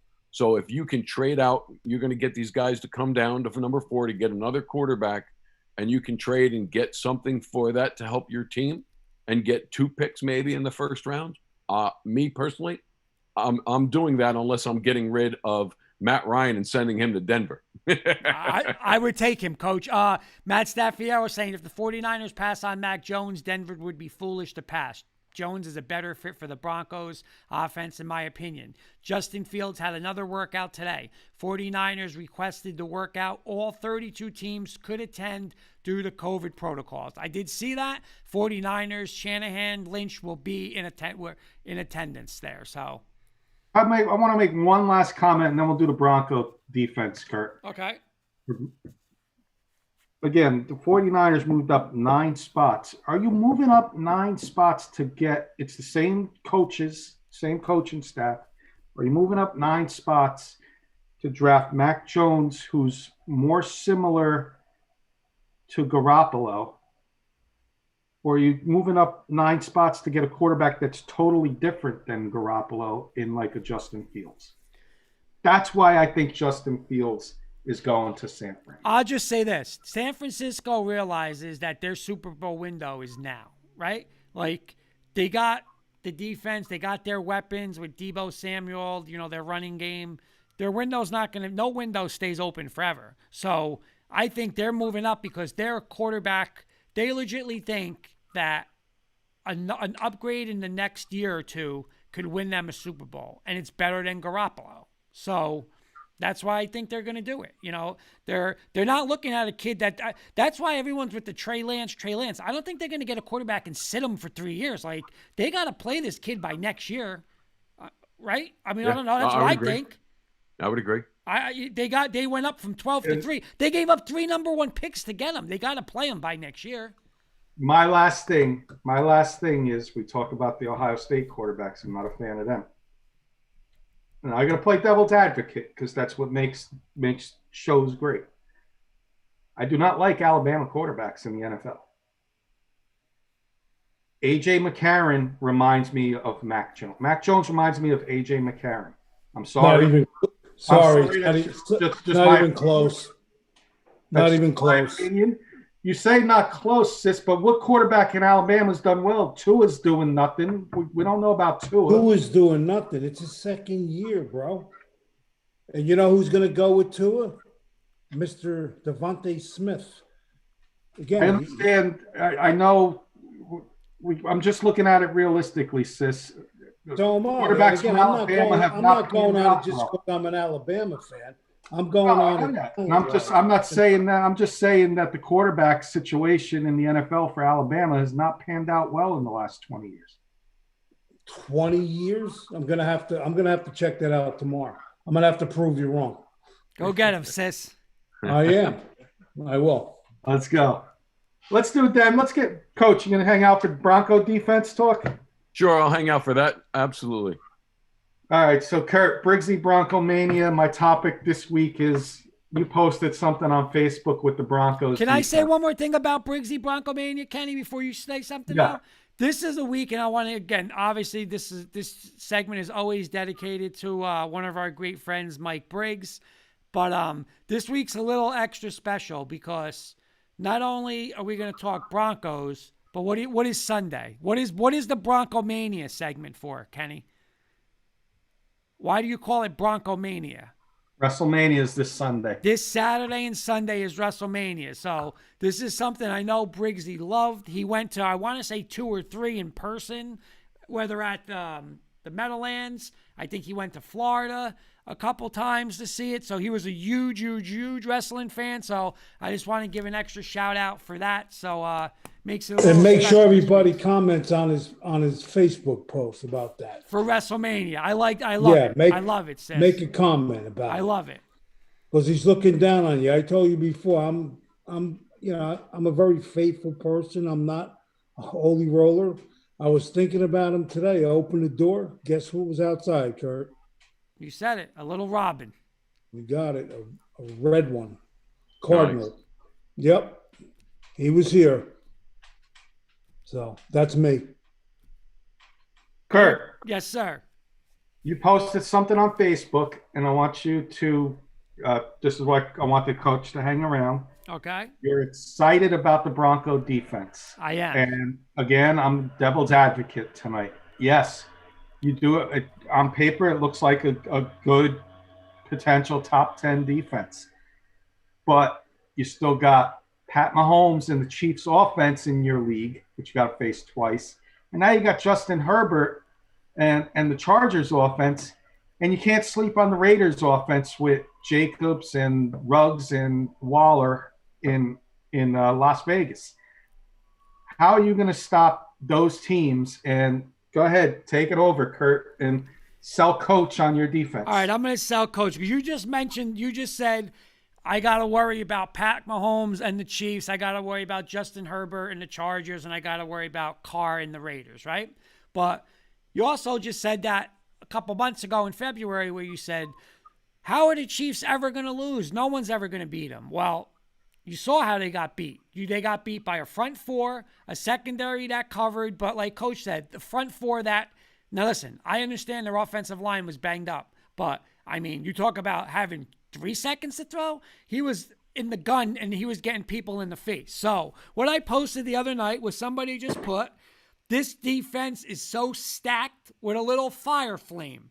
Hashtag Bronco country. You mentioned before about having a secondary. Okay. Our secondary was our weakness. What did we do this offseason? Signed All-Pro Kyle Fuller from the Bears. The Bears had money problems. They couldn't deal with their salary cap. 2 or 3 time All-Pro corner. I'll take him for 1 year, $7 million. We also signed one of Coach Brislin's boys, Ronald Darby from the Washington football team. He now becomes our second corner. We have Bryce Callahan, who is maybe, I don't know if he's the best, but he's probably one of the top 3 slot corners in football. We got Justin Simmons, just paid him the highest salary for a safety in the NFL, Pro Bowler, and we got back our veteran back there, Kareem Jackson. So that's a pretty damn good secondary. The difference is, Kenny, is before you were saying, well, if you have a good secondary, what if you don't have a front four? We have a front four, Kenny. We have a front four. I'm giving you Von Miller. I'm giving you Bradley Chubb. Both hurt last year. Okay, both, but again, you said on paper. All right, I'm giving you a guy named right now out of Ohio State. He's a second-year player, Draymond Jones. He was in the talks at the Houston Texans. If there was a trade for Deshaun Watson, this is the guy they want from Denver. He's going to be a stud this year. You still got Shelby Harris, Mike Purcell. Now, one thing's missing. What is missing? Just like you said, that middle, and for Vic Fangio, the one thing that his defense thrives with is that middle linebacker who can run. Sideline to sideline, can cover tight ends, can blitz. Who's out there? Parsons from Penn State. If they get Parsons from Penn State, and he's got character issues, and listen, I'm not going to lie, you know he does because he's probably a top 5 or 6 player in the draft. But if he slides down there and you put that monster with this defense, listen. Lights out. I'm telling you. Lights out. I agree there. Hey, Vic Fangio was a top 10 defense last year with all these guys out. Still top 10. That kid from Penn State's a beast. What do you think, Coach Brislin? Well, I don't disagree with you, Kurt. And let me ask you this question. Do you think that many teams start to look at what the Buccaneers did and start to follow suit and run the same kind of defense to stop the Chiefs in that situation, adding that linebacker in to be able to take care of Mahomes when he leaks out. Is that something that you think will be added into their package? I'm so happy that you said that because I want to fire up Mr. Kirkpatrick for coming after my Broncos tonight. Me and Mr. Brigsy's Broncos. Because you know what? If you go back, and I want to say it's week 14 or week 15, Denver went to Kansas City on a Sunday night game. And what did Denver do? Just like they're saying, Vic Fangio kind of planted the seed. Those two safeties never get in that box. Never. I don't care. 3rd and 1, stay back. You do not give up the big play. And what was that score, Kenny? 20-17, 23-20. They just take it, take this. You're not getting big shots anymore. Tyreek Hill, non-factor. Now, that was without Von Miller, without Bradley Chubb, without Parsons or a linebacker. Like Coach said, it's a copycat league. Kansas City better go to work in that film room this summer. That's all I'm going to say. Because they're not going to have Tyreek Hill blowing up anymore. That's not happening anymore. That's my opinion. You got one problem. Yeah, you probably do have the best defense in the AFC West. But now, until you fix your quarterback situation, you have the 4th best offense. Okay, but let me ask you. I gotta come back at Coach Brislin on this one. Coach Brislin, have you seen in the past 3 years any team in the NFL succeed by just trying to outscore the Kansas City Chiefs? Outscore them? Yeah, try to basically say we'll beat you 48-45. Not necessarily. I think there was a couple of games where they were like that, where they were just, flat out, high scoring games. But that's tough to do if you're just going to, if you're not going to play any defense on either side of the ball. That's tough to do. So, Right. So my answer to Kenny would be, you know what? I want to be the best defense in that football. In that division. I want to have the number 1 defense in football. I want to be the best defense in that AFC West. All right, let's move on. It's true. Run the football. Coach, Run the football, Coach. Run the football. Let's move on. Coach, he's debating, but he's trying to sell. He's missing the point I'm making. I said you have the best defense in the AFC West. But you got the worst offense in the AFC West. Oh, I agree with you, Kenny. I'm not saying you got to have the best, but you got to get up there to 2nd or 3rd. And you're way, way far behind 4th with the quarterback situation. Because all right, let's move on. We'll be here all night. It's Mahomes, Herbert, Carr, and then Denver.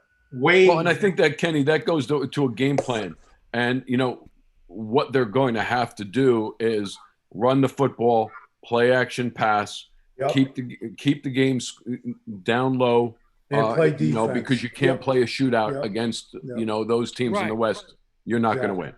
Right, and play defense. Your final words on the defense. My final word is they're definitely Are you going to be a top 5 defense? I believe they're going to be top 5, and I think if they get Parsons or there's another linebacker, I forgot where he's from. One of the kids Michigan. From Notre Dame. There's another one. I'm not sure. It might be Michigan, sis, but if they get the kid Parsons, I think they could be a top 3 defense. In football. I can't think of his name. It's a kid from Michigan, though. Yep. I'll give you potential top 5. I'll start off top 10. Okay. With a chance to move up to top 5. Coach, what do you think of their defense overall? Oh, I think what Kurt, with some of the guys that they got, I would absolutely say, definitely in the top 10 and the potential to be there as long as guys stay healthy. I think they have a potential to be in the top 5. Absolutely. Now, before we say thank you for coming on tonight, Coach, but I'm going to have you stick around for a couple more minutes because I want to see Mr. Alabama's face when I say this. We're not going to wait till next week. We're not going to wait till next week on the Alabama quarterbacks that were drafted in the last 20 years. I got the last 25 years in front of me. Okay. Tua in 2020. Okay. We all know he gets a pass. We don't know what he's going to be. I hope he's going to be good. I like the kid. A.J. McCarron, 2014. But he was a bust. Go ahead. Keep going. Career backup. Here's where it gets even worse. Greg McElroy, 2011. Another bust. Brody Coyle, 2006. Another bust. And somebody I never heard of in 1995, Jay Barker.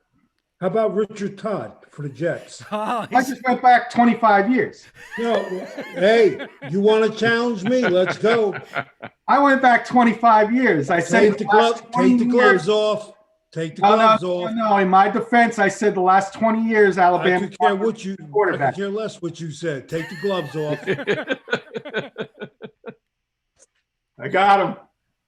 You didn't get me. My point is the same with Ohio State. They have not had a good quarterback. That could change. I could be 100% wrong about Mac Jones. Kenny, here's why I'm on with Sis. I'm going to tell you why I agree with Sis. Get him, Kurt. Because when you look in the past, right, Alabama, all those guys that you named were basically like a babysitter. Because why? Exactly. They were great defensive teams, and they told those guys, don't do anything stupid. Right. Hand the Don't ball turn off. the ball over. Hand the ball off, and that's it. You but got Mac it. Jones is in a pro offense. That's a pro offense. Thank you. Thank you. That's the only reason why I'm going to go with Coach Sis. April 29th, we will see on the air because it's a Thursday night. We'll see on the air. Well, let's get Coach Breslin's opinion on that. What do you? That statement I just made.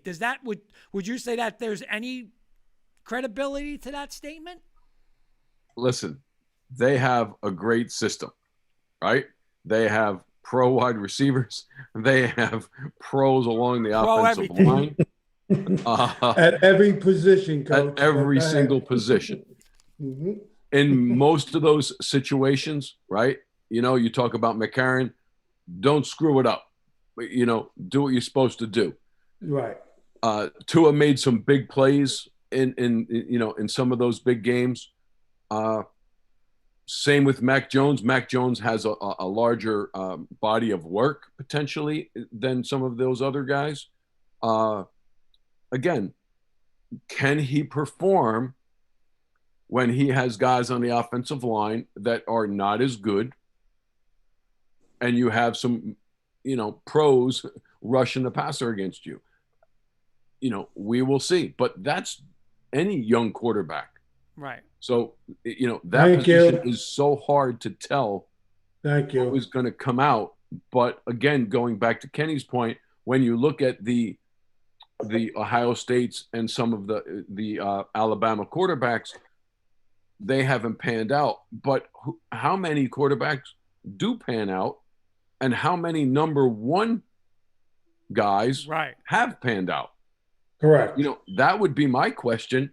When you look back at number one, draft picks over the past, say, the 5 bust or list 6, is high. 5 to really 10 high. years, because you got to remember, where are they going? They're going to teams that are bad. Right. Bad. Yep. Bad. So Great point. if you don't have a good offensive line to protect them, you're not developing a system that is to their strengths. Correct. It's so hard to play that position to begin with. Right. Yep.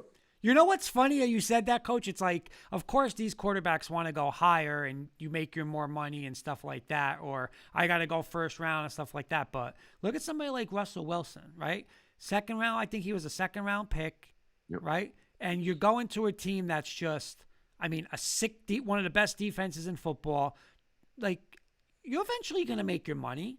But you're going to win. You're going to win a Super Bowl in year 2. You're going to, go to a Super Bowl in year 3. Like you're saying, you're going to go to the Jets. Zach Wilson's going to be running for his life year 1. Like they better have the bootlegs and stuff in, because he ain't going to be standing back there. They got no line. You're right. You're right. GMs, right? And GMs, they're, if you're taking a quarterback and if he doesn't pan out, that kid's getting, that guy's getting fired. Yep. Right. So you are banking on that. But if you're taking a quarterback in the 2nd or 3rd round and, you have somebody halfway decent and you can build up that guy, that's going to be helpful. But if you're taking someone 1 through 5, you better be playing them. Yep. Agree. Because you're attached to the hip, just like Kenny's and Sis's guy. What's his name? The GM. Kenny, your guy.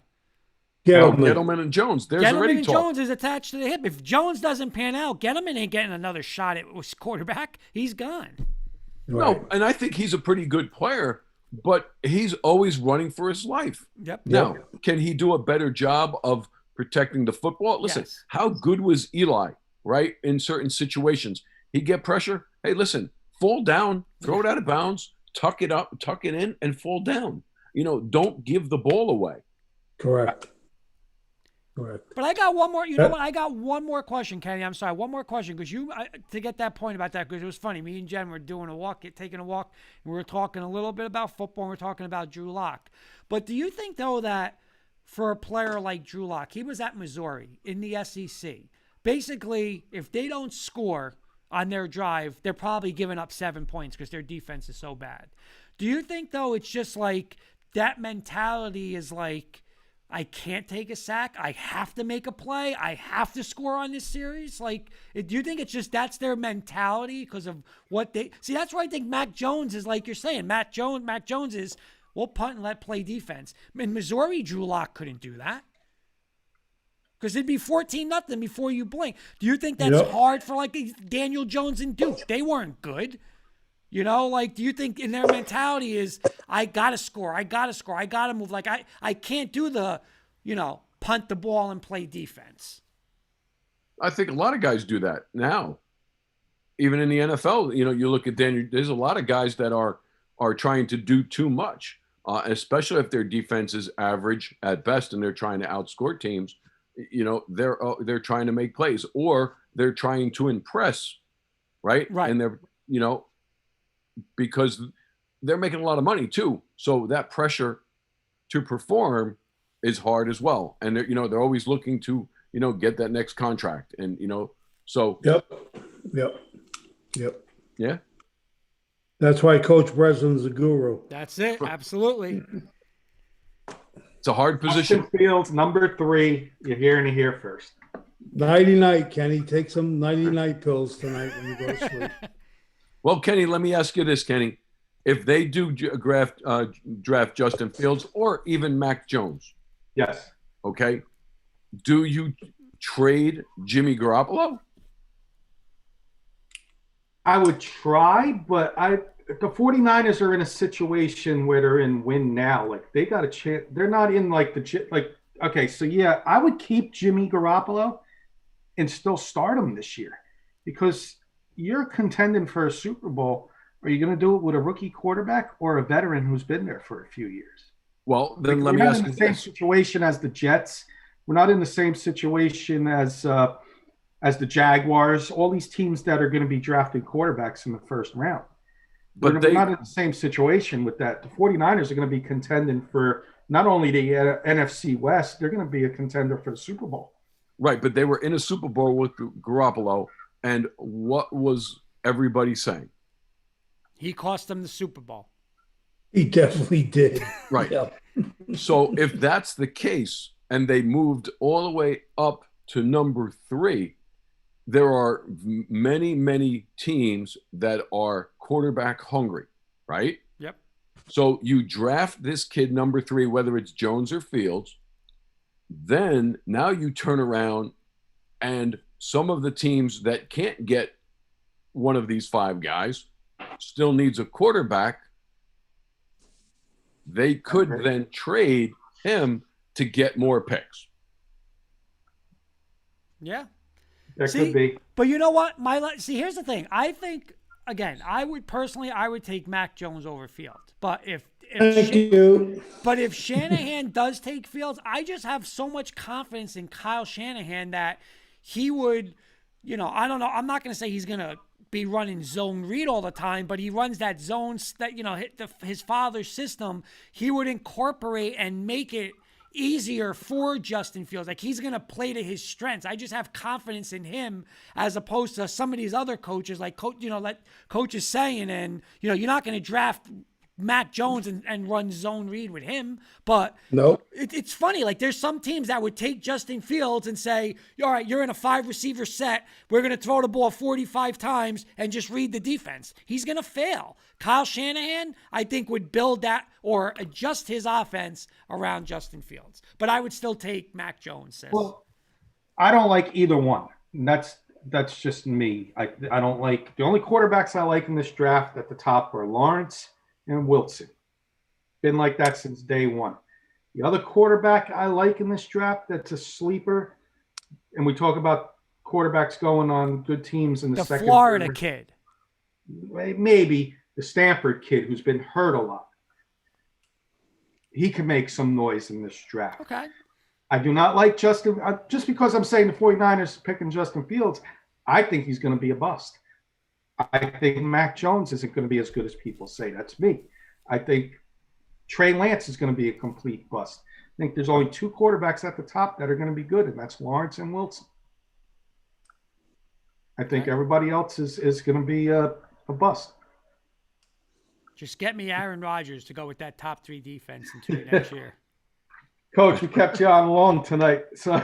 Well, good. No, I enjoyed it. Thank you so much for having me. As always, I appreciate the opportunity to talk, whether it's basketball, football, anything sports. I enjoy it. So thanks so much for having me. Sister's got a rapid fire coming up. He thinks he's going to get us with some Yankee questions. Oh, you're done. You're done. Uh-oh, Yankees? Yeah. I'm not a big baseball guy, so It's I don't know all anything. Yankees, Coach. We'll see how many I get. We'll see how many I get right. I'm going to make a little wager with him in about a minute. Thanks, Coach. Uh-oh. Thank you, Coach. Thank you, guys. Coach. Have a good night. Thanks, Coach. Take it easy. Yep. Kenny, just a Coach little Brislin, update. man, Kenny, he's the Knicks are best. up by 5, 9 minutes left. Knicks up 5? We got a comment from a Jacob Troger saying, did I hear Yankees? Yes, we got a Yankee rapid fire, Jacob. Oh, See, I night. wish your rapid. I wish, like, I really knew, because I know Paul wanted to come on. Then he was busy, but then he wanted to jump back on. But Paul with the rapid fire, he would. I mean, listen, he would answer these questions. Get him in a on. heartbeat. Get him on. So, Get him on. Get your brother-in-law on. what do you think, Kenny? You want to bring him on? Because you two are Paul dead. wants to come on. In the tonight. meantime, sis, we'll do Stump Kurt while we're waiting for Paul. All right. You two are dead tonight with the Yankee rapid fire. Dead. Yeah, we'll do Stump Kurt in the meantime, sis. While we're Go waiting. ahead. All right, go ahead. That's fine. I got 3 That's Knicks questions for Kurt. I ranked them easy to hard, so I'll start with And next week, we promise we're going to start like our little competition next week. These are just fun ones. these are preseason. These are appetizers. preseason questions. Here we go. All right. First question. Name this one I ranked easy, Kurt.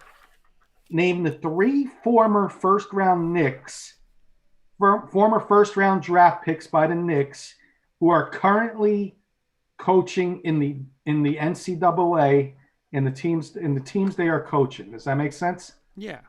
Yep. Yes, it does. Right out of the gate. So 3 former. All right. 3 former Knicks are now coaching in the NCAA. And I want the teams they are coaching. That's a piece of cake for him. And they're first round picks. Yeah. Yep. All right. Well, That's a obviously, piece of Hubert cake. Davis, North Carolina. Patrick Ewing, Georgetown. Yep. It's not Mark Jackson. No, the other one's a little older. A little older. But what would he? Because the reason why I'm giving you this hint is because I know I got like from Ewing. Usually I do from Ewing. Right. This is today. before This Ewing? is a little before Ewing, but he recently got hired. He recently got hired. Get this. Look what I'm pointing to. You're pointing to a Nick hat. Yeah. He just got hired. Oh, Mike Woodson. Yep. I All gave you that one. All right, you gave me that one. Good. All right, here's a Indiana. medium one. Here's an intermediate one for you. Go ahead. In 2006, Yep.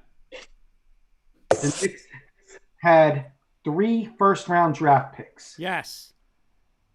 After John Wallace, who were the other 2? Oh, definitely was Walter McCarty. Right? From Kentucky. And the other kid was from Mississippi State.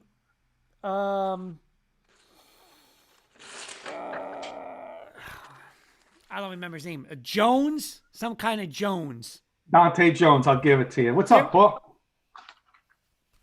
Hey, Here he is. What's going you on? doing? Oh, there's my boy. Well, Paul, I He's got gonna- one more Nick question. You want to hang out for this? He's going to save you guys tonight. Go ahead. All right, Kurt. Since 2010, the Knicks had 8 first-round picks. Start naming them. Since 2010, Yeah, 8. 8 first-round picks. So from All 20. right, I gotta write these down. All right, Obi Toppin, Yep. Quickly. Nope. Quickly was a first round pick. Not by the Knicks. Oh, okay. So you want just okay. That's the tricky one. I think you'll get everybody else. I don't know if you're going to get this guy. R.J. Barrett, Yep. Porzingis, Yep. 2010.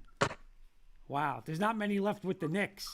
I'll tell you what years they didn't have one. 2010, 2012, 2014, 2016. So you need 2018. Who was 2018? Nidikina. There you go. Paul's helping me. 17. Ntilikina was 17. Who was in 18? He's on the Knicks roster. Oh, Kevin Knox. Yep. 2013, before Porzingis, there was nobody in 14. Father played in the NBA.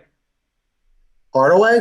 Hardaway. Good one, Paul. And then we got one more, 2011. I liked him. I don't know the hint I can give on this one. Is he he's out of still in the NBA. league, Kenny? No. IS is the initials. Shumpert. Yeah, I like him. Yeah. I'll He is breeze in the through league. that. He is in. I want to say he's on the Nets.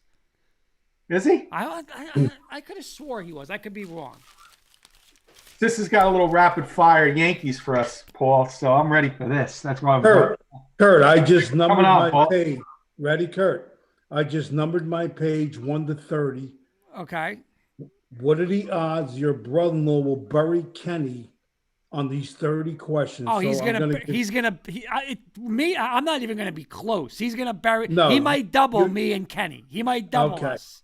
Wait, so how many do I have to get right in your Well, opinion? again, it's from 1 to 30. You're going to be a check, and Well, let no, me- you're going to be. all right. My wager to you, sis. My wager to you is if you are impressed with my performance on Correct. tomorrow's show, just you have to sing me happy birthday because my birthday's Friday. Not a problem.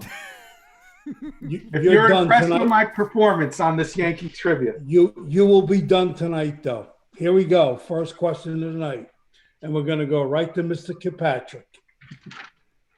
The first Yankee number to be retired: Babe Ruth, Mickey Mantle, Joe D, Mr. Lou Gehrig. that would be Mr. Lou Gehrig. Correct. Hold up. Ooh. I got to give you your kudos. Okay. So everybody else already knows that answer. Number 2, we'll start with Paul. First Yankee to hit a grand slammer in Yankee Stadium: Joe D, Judge, Babe Ruth, Hideki Matsui. Hit a grand slam in the new or the old or just in general? Just in general.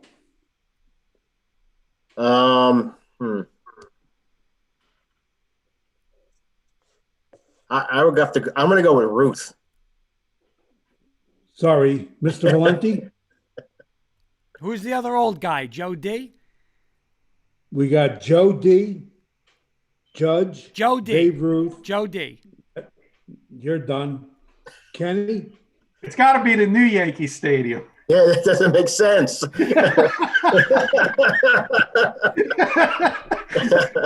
Well, again, it's Hideki Matsui.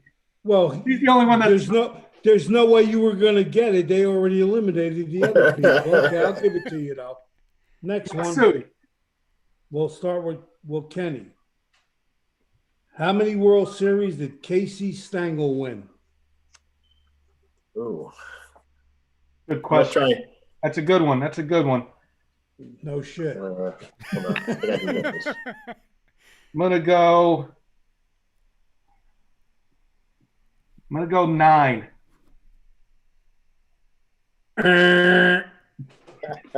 Paul, All right, hold on. Casey won the 5. I think he was there for the 5 in a row. That's the 49 to 53, 56, 58. Didn't win in 60 and he got canceled. So I'm going to say 7. you nailed it, kid. That's There you 2 go. for you, and that's 2 for you and 1 for Kenny. Next question. David Wells, I'll give you the date, May 17th, 1988, Kenny. Pitched a perfect game against what team?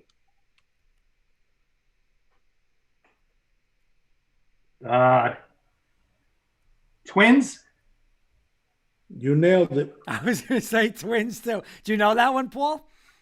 Yeah. Okay, he's 2 for 1. Here we go. Mr. Valenti, 2009. What Yankee hit for the cycle? I'll buy you 5 steak dinners at Steve's Steakhouse if you get this correct. I'm just throwing this out. 2000? I'm going to say Chad Curtis. Can I get the steak dinner? No, because now that you said that, I know you know, but go ahead. Melky Cabrera. I love it. You got Kenny so far. That's all that counts. As long as Kenny gets beat. Here we go. Kenny. I told you Paul was good. 2009 Yankees game. How many games did they win in 2009? I need a number.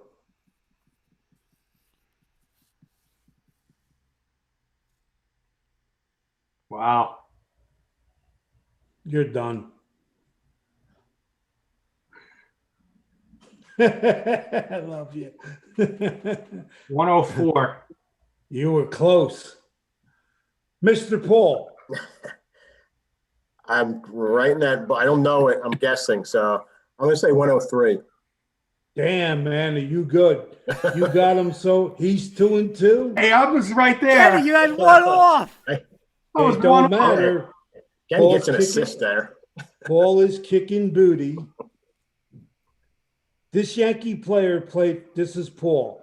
This Yankee player played for Texas, Atlanta, the Braves, and the Dodgers. The Yankees signed him December 2018. Who was it? I know you know this, Paul. Wait, what were the team? He played for Texas, Atlanta, the Braves, and the Dodgers, and the Yankees signed him in December 2008.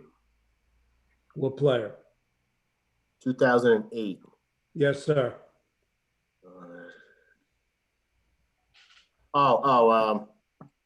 Wait, no.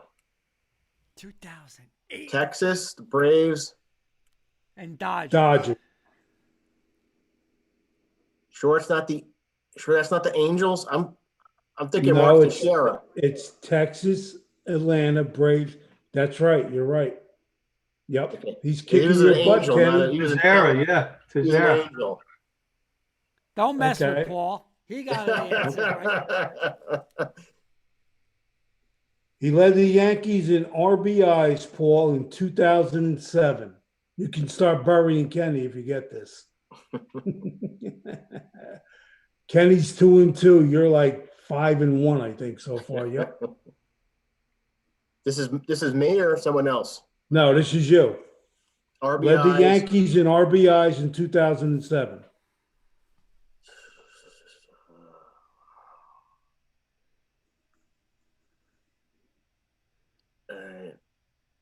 I'm leaning towards one guy. I'm just trying to go through all the positions. I'm gonna say Matsui. Kenny, you got to close the gap, Ken. Oh, man. Soriano? Kurt. I have Posada. You guys aren't going to believe it, but it's Mr. Rodriguez. Oh. That's why we Right didn't now, get it. right now we have Mr. Paul at 5 and Kenny at 2 and 3. Here we go. What Yankee hit 19 homers, Paul, in 2005? Man. See the questions he gives us, Paul? How the hell are we going to know this answer? That's Paul's the only one on this panel tonight that'll get this. I'm terrible He's at gonna- Yankees. Kurt, he's going to win this by a landslide. Oh, of course. He's going to Baylor Gonzaga on Can I, this one. can I throw a guess out? I got the first guess. I No. Wait your turn. Be a gentleman. Paul's been going first every time. Paul's on. No, he hasn't. I'm messing around. 2019. 2005. Hit 19 homers. Well, it's not A-Rod because he would have had more. I don't. Posada? Kenny? Yeah, that was my guess. You want to take another shot or no? Yeah, I do. I think I'm gonna throw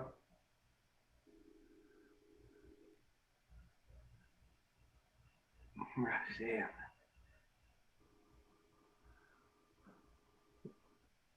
Was it Jeter? You plucked that out of your nose. 3 and 3. Here we go. You got it, Kenny. See, He did. he didn't want me to go first. My first guess was Posada. Well, okay, that's okay. Kenny, 2005, the Tampa Bay Yankees played in a game which was the highest score. It was 20-11.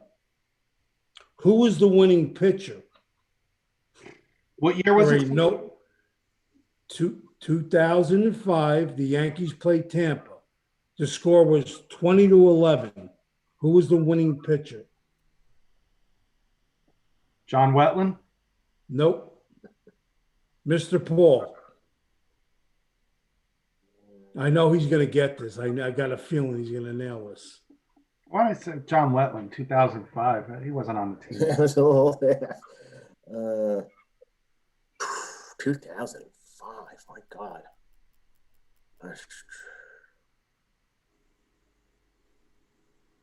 Jarrett Wright. No, I'm shocked you didn't get that. Kurt? I have no idea.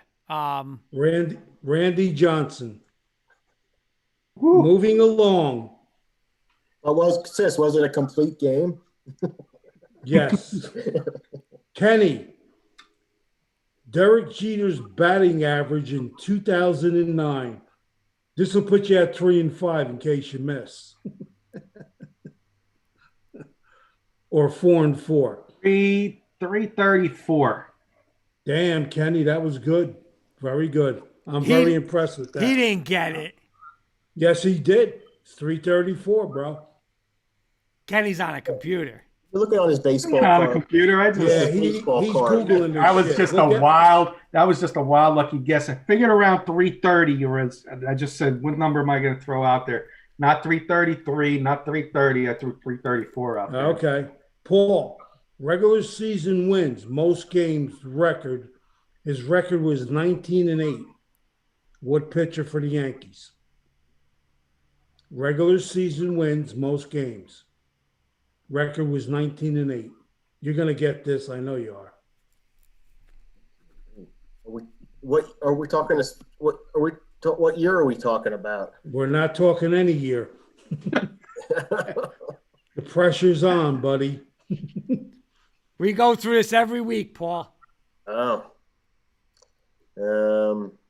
Can't give it away like that. You got to think a little bit. Well, a lot of people won 19 games. You got to think. I got a guess. And I got a guess. Can I throw out a guess, Kenny? Sis? Go ahead. Mike Mussina. Bingo. No good. Ah, I got a guess. Can I throw one out? Go ahead. Andy Pettit. Well, you just went to 4 and 5. Paul?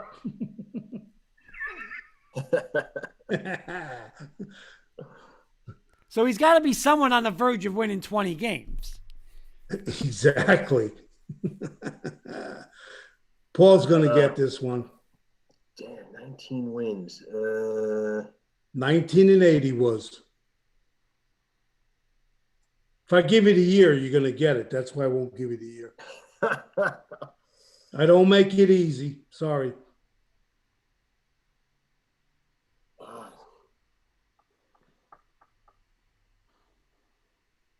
The only other guy I could think of that won 19 games was Ed Figueroa back in the 70s. You just went to 5-3, my friend. Give us a hint. Decade. Give us a hint. Decade. I know we all got it wrong, so Nope. It was CC. Kenny. I was thinking him right after. Kenny, September 21st, 2008. First game at Yankee Stadium. Who did the Yankees play? You'll go to 4-6 on this one. Wait. First game or last game? No, first game. In September? 2008. No, that's got to... 09's the first year at the new stadium now. So it's got to be the last game. I have it as the first game. All right, well, I'll tell you what. I'll make it easy. The final game. Orioles. Kenny saying Orioles? Final Correct. game? Yeah. Yep, he's correct. 5-5. We'll give you that one. Paul, 2002, who led the Yankees in doubles? I'm gonna say Alfonso Soriano. Kenny? 2002. Yep. Paul's at 5-4. Kenny's at 5-5. Mr. Kilpatrick led the Yankees in doubles, 2002. Let's go with Burn Baby Burn. Who? Bernie Williams. No. You just went to 5-6. Kurt? Jeter? Jorge Posada. Ah, that was my second guess. We're going to go to Kurt first on this one. Alex Rodriguez, Alex Rodriguez led the major league in home runs. He had 54. Okay? How many grand slams did he have? That year? And against who? I'll tell you what. Out of the three, just name one. All right, I'm going to say, well, I was going to say 3. I swear to God, I was going to say 3, but I'll say Blue Jays. Wrong. Kenny? Throw the Orioles out there again. That's one. What's the other two? Throw the Blue Jays out. The Blue Jays are done. You have 2 more.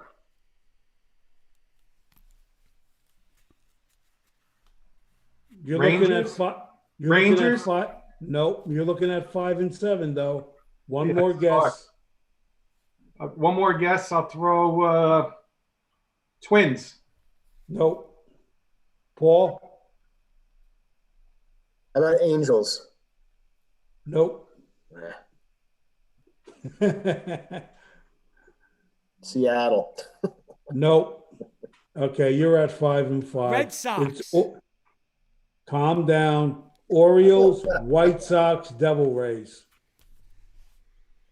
Well, we knew he didn't do it against the Red Sox. That was a choke. That's the end of that question. Or the playoffs. 2000. We'll go to Paul first. 2009, designated hitter for the Yankees. Hideki Matsui. Okay, you're at 5-6. Kenny's at 5-7. Kurt. He threw it easy. He threw a little batting practice there. That was a 70-mile-an-hour fastball. Kurt, 2008. Who hit the last home run at the old Yankee Stadium?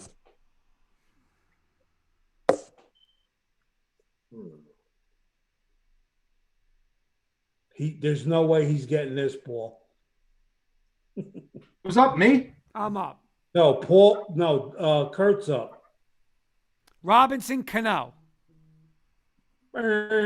Kenny. Oh man, I'll go You're neck and neck with Paul now. 2008, right? 2008. Jeez. A-Rod? Nope. Mr. Paul.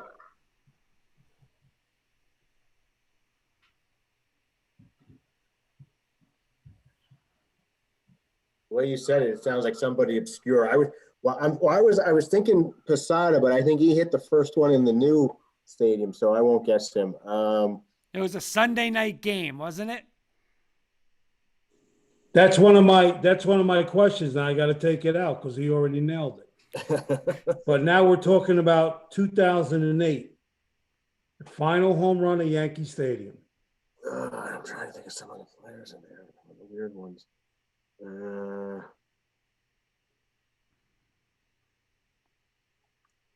Oh, Johnny Damon. Nope. Jose Molina. You and Kenny are both at 5 and 7. Who was it? Jose Molina. Here we go. Wow. Mr. Kirkpatrick. Yankees worst shutout in 2005. They lost 12-zip. Who was the team? I might have been at that game. Boston. Well, then you should know it. Nope, you're 5 and 8. Paul? 2005, they lost 12-0. Shutout. Toronto. You guys are tied. Kurt? Kansas City.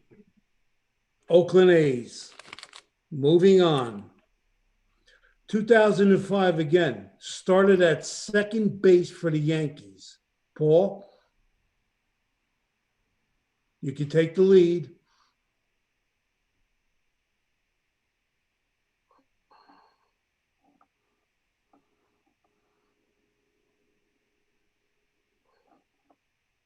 Yeah, this was a tough one because I think I did my homework today. Cano got called up that year, so I don't think he started the season. I'm going to say, I don't know. I was shot in the dark. I'm going to say Tony Womack. Wow, great guess. Just Wow. took the lead. He just took the lead on you, Kenny. Oh, that's the one of the night. Just took the lead on you, Kenny. Now we'll start with Kenny. No, we already had that one. That's out. Okay. By the way, still go breaking with news. The Knicks are down 3. They just gave up 2 3-pointers.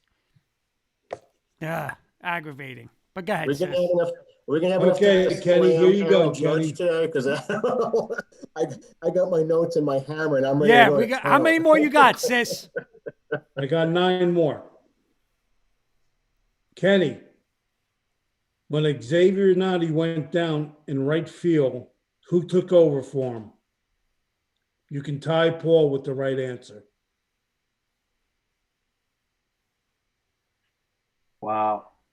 And if you miss, Paul can take the lead on you. Well, he's got the lead on you now. Well, I'm going to take.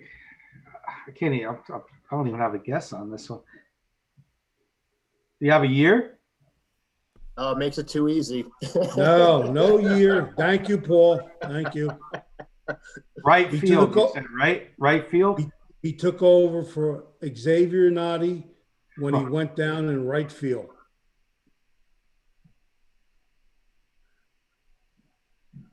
Shane Spencer.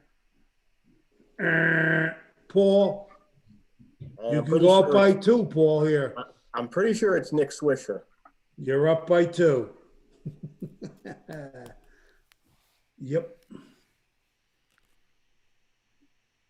Next Paul, question. Alabama trivia for sis. Next question. Kenny, we'll start with you. This is easy. I think it is anyway. Joe Girardi. First year that he was named manager of the year, what team was he the manager of? Cubs. Wrong. Paul? Marlins. He's blowing you away, Kenny. I thought this was Yankee trivia. It is. It is. Gardy was the Yankee Named manager. manager of the year and fired that same year. Go figure. We'll go to Paul, being that he has the lead. 2008, and I'm giving you the year.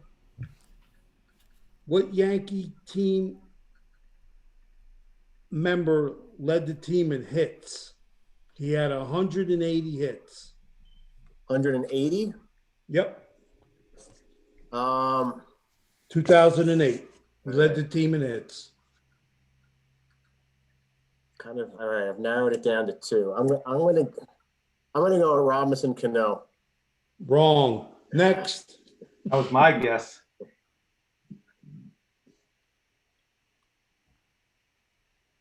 You're at 7 and 10. Kenny's at 5 and 9. Kenny, you need this. Tejera? Nope. You're at 5 and 10. Kurt, you want to take a shot? Jeter. Bobby Abreu. Oh, Next. 2002. Who hit the most triples? Paul? What player? We got 6 more questions after this one. We're done. 2002. 2002. I'm gonna say Soriano.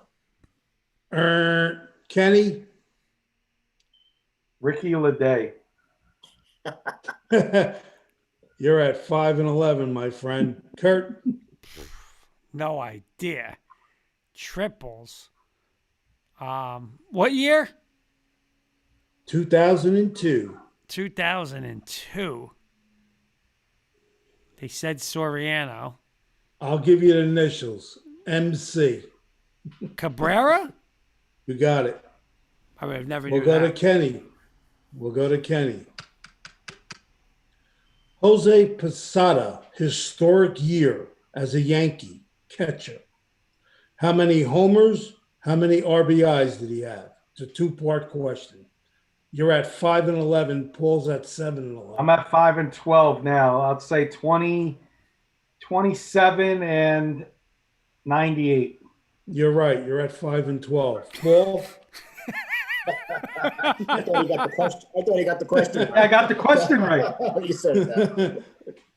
I don't think Kenny's too far off. He had that one year where he's in the running for MVP. He may have hit 30 that one year. I'll say like 31 homers, 97 RBIs. You're at 7 and 12. Kurt? I'm going to go 29 and 97. It was 20 and 90. You guys were close with that one. We'll start this one with Kurt.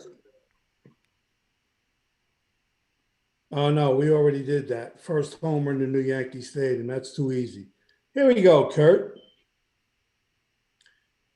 I'm Kurt, useless in is this segment. This is for 2 steak dinners at Sizzling Steaks for you. Okay. You're up to 50. First team Johnny Damien played with. 3 more questions. after Kansas this. City Royals. Wow, I don't believe he nailed it. Good job, man. I was going. Did you know it? Or I did you know guess? it. I had an idea. All right. All right. Here we go, Mr. Kirkpatrick. Roger Clemens, Andy Pettit, Mike Messina, and Phil Hughes. Who won the most games and how many games was it?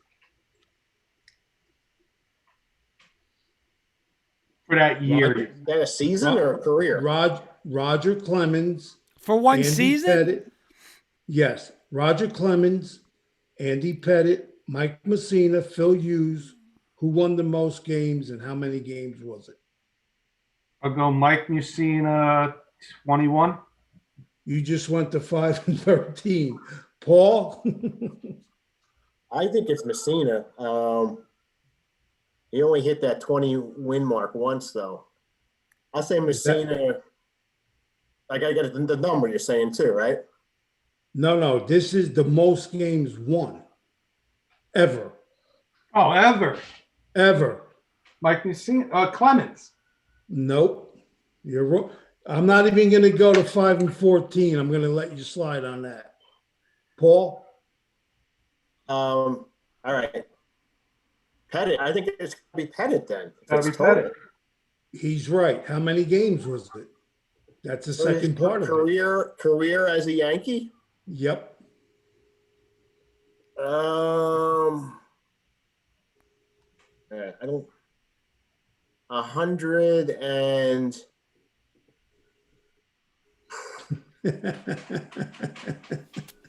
It's a hard one. It really is. 181. Kurt? 167. Paul just went to 7-13. Kenny's at 5-13. It was Pettit, 141. We'll go to Kurt. How many more we got? We only have 2 more. Okay. Kurt, 2005 MVP season. How many homers did this person hit? He hit 48. I'm not giving you anything. I gave you the year and I gave you how many homers. Is it A-Rod? You got it. It looks like Paul's going to win this. It's 7-13 and 5-13. We'll go with Kenny. What age was Phil Rizzuto when he passed?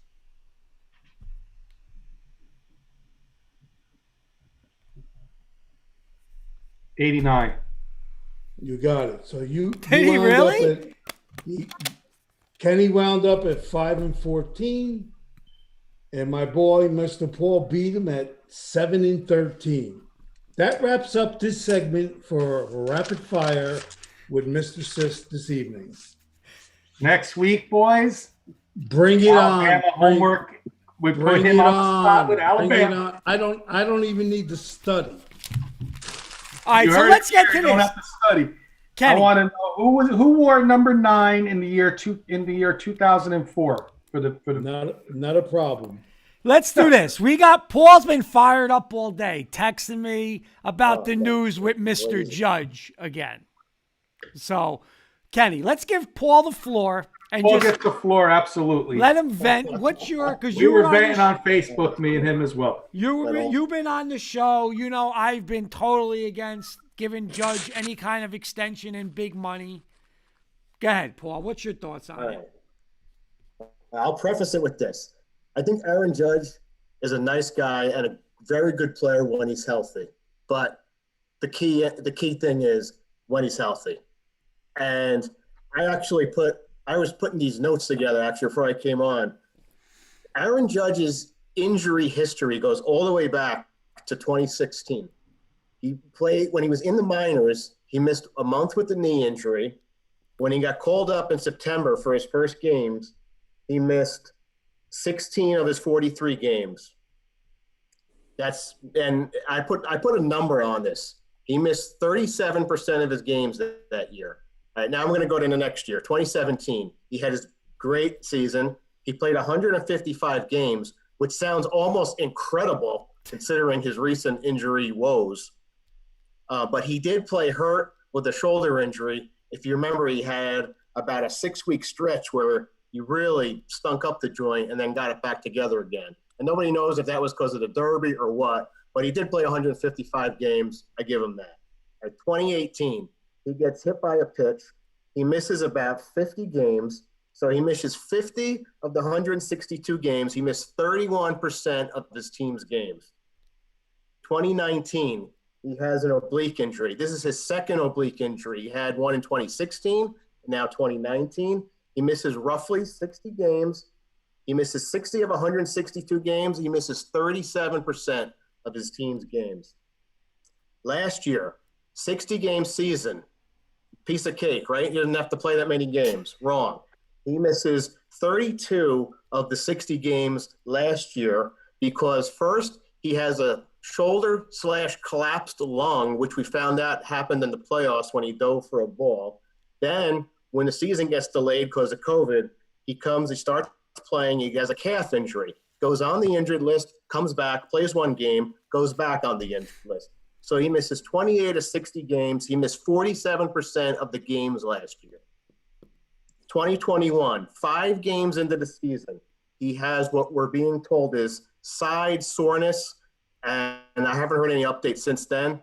I've heard rumors it's an oblique, which would be his third oblique. If that's true, I don't know if it's true yet. Those 4 years, 2016, 2018, 2019, and 2020, he missed an average of 38% of his team's games. Not 38, And 38%. 38% of the games. He's going to be 29 years old in about 3 weeks. You want him on your team? You want to sign him to a 10-year deal at $30 million a season? Not me. I couldn't even watch a game anymore if the Yankees invested that type of money in it. He is such a good player. I am not like saying like every time I see Aaron Judge out there, I'm keeping my fingers crossed. I'm saying, don't dive, don't steal a base, don't play careful. I've never seen a guy so fragile. And what we have is really with these numbers, it's a combination of fragile and bad luck, because there is some bad luck in there too. But sometimes people just can't get it together. I don't know what it is. It's just a bad run of injury woes, and I don't know how else to explain it. To me, like the writing was on the wall, because there were so many. That was quite a bit of history. I just kind of ran off. So I don't know what else to go off of. I mean, it's just the fact that it happened this year and happened so quick. I can't say I'm surprised. I'm disappointed. I'm not celebrating because of this, but it's just, me, Kurt, we were just saw each other over Easter, and we made like a little joke bet. Would he be on the injured list by Memorial Day? And I said he'll be. Did we not say this? I said I think sooner, because based on what we've seen, how could I sit there and think this guy's going to rattle off 140 games? If he played 130 games, I'd be impressed at this point. Well, Paul, Coach Breslin I said 120 if he wants a contract, and he ain't going to even do that. But Kenny, Coach Breslin's saying this. Some of these guys have to change the workout program. Some of them are not very flexible at all and susceptible to injuries. I mean, is it because they showed you're worried about the weights and the bigness and and that? I mean, I don't know, but it's something, Paul, because it's getting ridiculous. Well, we're joking, but this is what, game 7, game 6, Five. Five. I'm gonna. Unfortunately, Paul, I hope you get to watch Yankee games next year, but I think Judge is going to be here for the long haul. And me, I don't want him here, but as long as Cashman's here, that's his guy. They got the seats in the right field stands, Judge's chambers. So what is he? A gimmick. He sells. So as long as he's selling, he's going to be a Yankee. And Cashman, as the years are going on, I am done with Cashman. I was telling Paul today. I know Sis is on board with this. I have never been so down. Kurt, you said this last week. I can't believe you're talking about the Yankees like this. I know.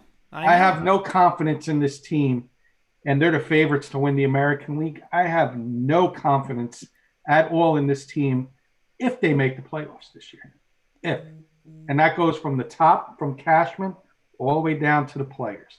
I have no confidence in anybody on this Yankees team, and that includes Garrett Cole, all these guys. I don't have any confidence in any of them when it comes to the playoffs. But you know what? Sis nailed it on opening day. Me and him were texting, and he was like, same thing. Here we go. Runner on second. How many times has Sis said, here we're going to get – and they just started the runner on second, but Sis always said, all right, get a double, strike out. Like he said, Sis said it. It was like he nailed it. Bases loaded, bounces into a double play.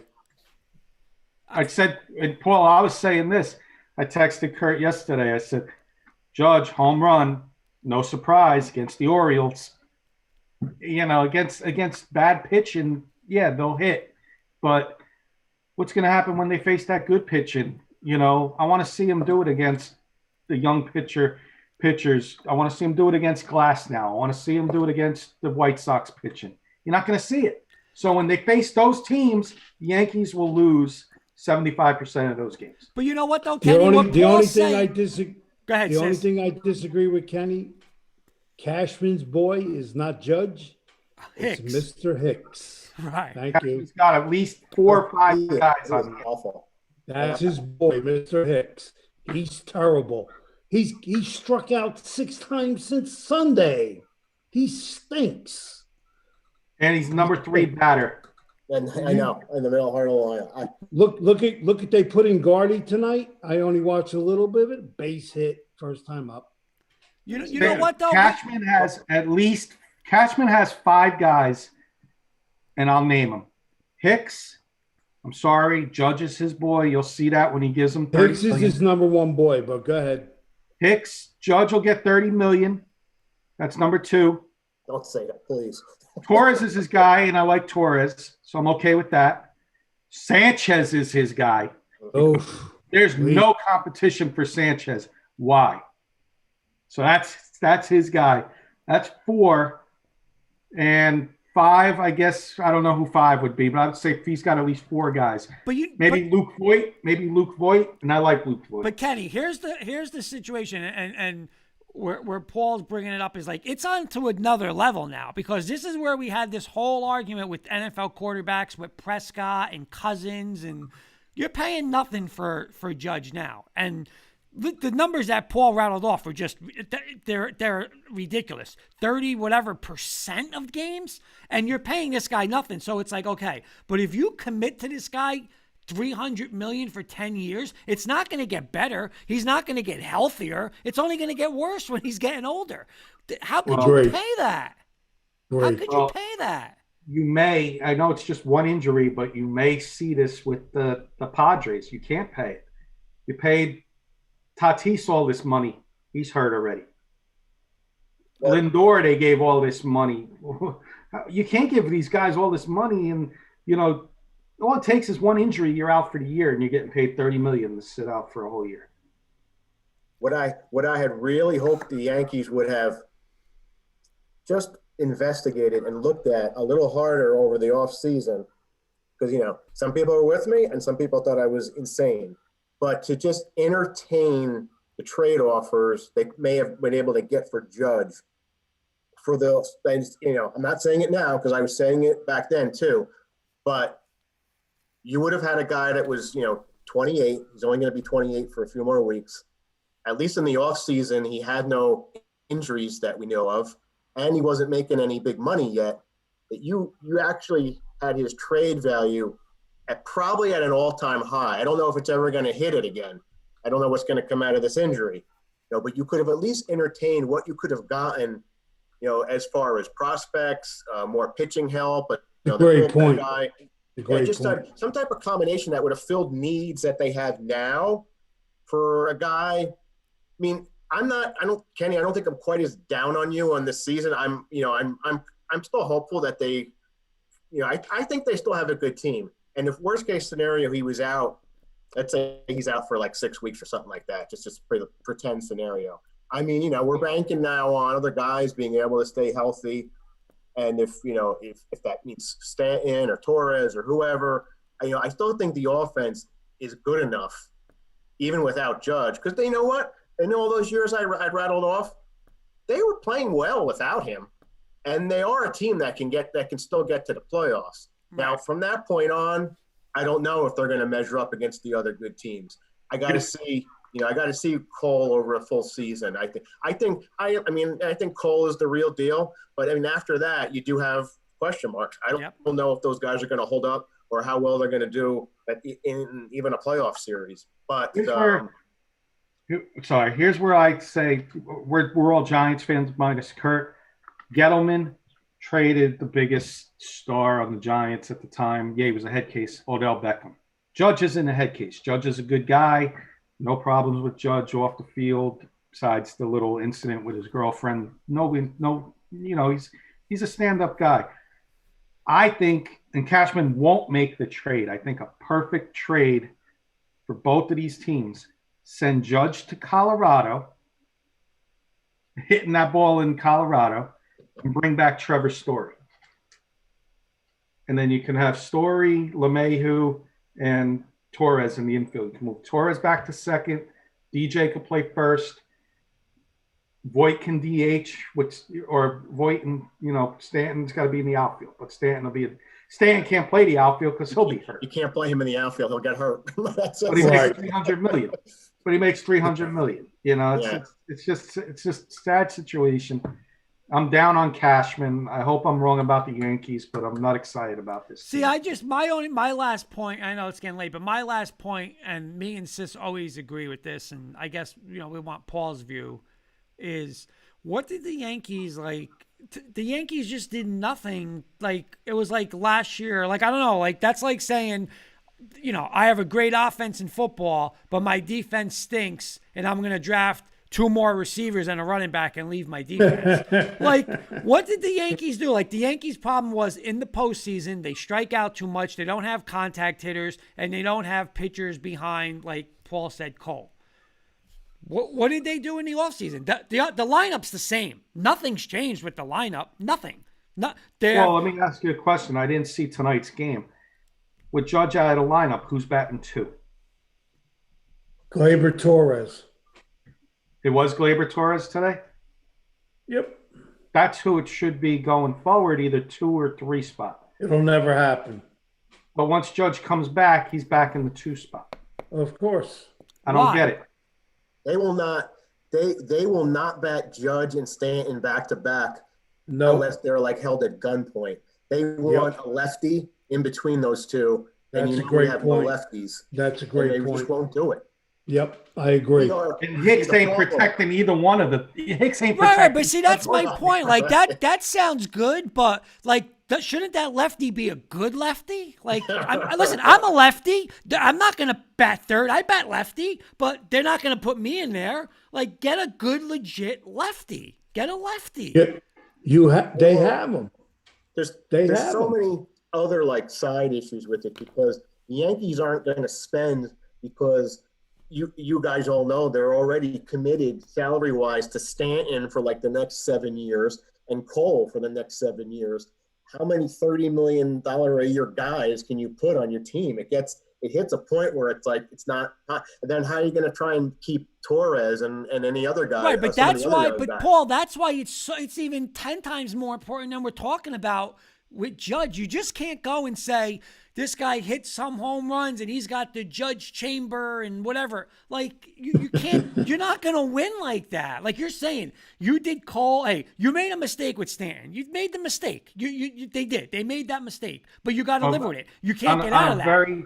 On a small side note, because I know we're running out of time. Small side note: the Yankees traded for Rougned Odor, released Thairo Estrada, who I thought who could have been, a decent infielder backup. And there's my number. There's another one of Cashman's guys. Tyler Wade stays on the team, and in the starting on the roster, on the active roster. I thought Thairo Estrada could play all the infield positions and did a decent job when he got called up emergency situation. You guys could disagree. Mr. Brett Gardner is the answer. That's me. Sis, I'm with you, man. I just, we he's getting up in age now, but I'm a big Gardner fan. I love Gardner. He comes through. He does. Through. Sis, you know what? If it's if it's Game 7 of the ALCS, money's on the line. On the line. Obviously, I want LeMahieu up. The second guy I want up is Gardner. I agree and disagree. Agree and disagree. Paul, be the deciding vote on this. I agree and disagree. I think Gardner will give you a 10 for 15. But then he'll come back and give you an 0 for 20. He's a very streaky hitter. Yeah. And he's getting up in age. So I don't think he's an everyday player anymore. Yeah, that's the thing.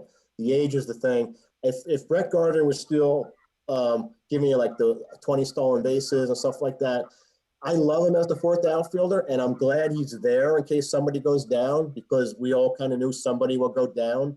So Brett Gardner he's like the modern day, like Paul O'Neill. He's just got that grinder mentality. Yep, exactly. I love him. He plays.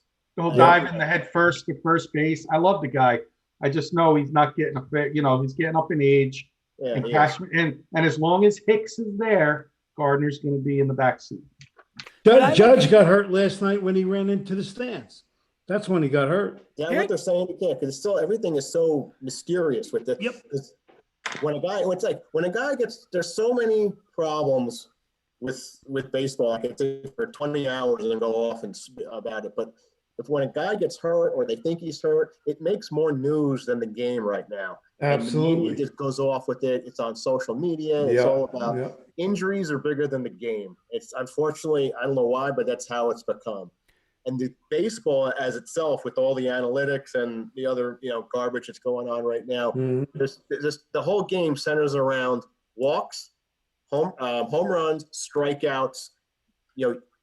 Using your bullpen like a man that's been starving that hasn't eaten food in 8 years, and you use every pitcher you can, and you got games going on for 4 hours. It's not a very watchable game right now. And you can have a whole show just about that. Oh, I know. But here's my last thing is, and again, I always go back to quarterbacks, and I'll get into it's about Aaron Judge. But we talked a couple of weeks ago when we said, if you have a quarterback and you say, yeah, but I don't want to listen, if he gets down by 2 touchdowns, he can't come back if it's 21-3. Well, if it's 21-3 and you're paying that guy $40 million, he better be coming back from 30-3. Because what the hell are you paying him $30 million for? That's like Aaron Judge. We had people, we were talking last year and saying, all right, you need a base hit to tie the game in the World Series, who do you want up? And you name 7 different Yankees before Judge. Why am I paying him $30 million? He should be number 1 on the board. Right. But people are like, I'll take Gardner, I'll take Torres, I'll take Voit, I'll take this guy. Yep. How could you then he's not worth $30 million? Just like the He's quarterback. Oh, well, if the quarterback had a defense. No. We don't have a defense because we're paying you $40 million. You're like Aaron Rodgers. You have me, Paul, Kenny, and Sis as your receivers. You got to make them good. We can't get you signed 4 receivers. We're giving you all the money. That's why you get all the money. When Kirk Cousins got all the money and they said, why is his team stinks? Because he got 34 million and they got rid of the defense and his weapons and now he's terrible. That's why. Same thing with Aaron Judge. People were saying last year, oh, I'd rather have Voit. I'd rather have Torres. I'd rather have Gardner. Then why are you paying him $30 million? He's not even your top 3 player on your team. Don't pay him. But when he pulled up on the wall last night, I said, he's hurt. I knew it. I knew it. Paul, I'm with you. I'm not paying. There's no way I'm paying him. No way. And it's really a shame. It's almost like a Greek tragedy. That even though it was 5 games in, the guy was looking, he was hitting home runs. He was looking good. And I say to myself, like, you want to get excited. At the same time, you're like, you can't. When are we going to hit the dead ends? Because I feel like we've been conditioned to wait for the injury. It's like, 5-10 games in, look at the Yankees. Yep. Look at the Yankees. Look, they're all here. Yep. Look. Yep. Then it's like, somebody's going down, and I don't even want to think about it, but I just have a feeling somebody's going down. Yep. Like I still don't understand. I'm not watching the game, but I don't care who's up, right? It's 4-3, I think, in the top of the 11th. I'm just following it on ESPN, but so obviously they're going to start with a runner on second, right? In the bottom of the 11th. And who's going to be up for the Yankees? I don't know who's going to be up. Well, whoever. How are they just going to go up and say, hit? You're down a run. Bunt the guy over. I don't care who's up. Bunt them over. I don't understand. Like if Aaron Hicks is up and there's a runner on second, bunt him over to third because he's gonna pop out. Then you're gonna get Stanton striking out. And if he can't bunt, then you know what, Mr. Tyler Wade, come in and do something. Yeah, I mean, Aaron Hicks should be like that kid on the Bad News Bears, where he just says, "We know you can't hit, so just lean into it. So you take your base."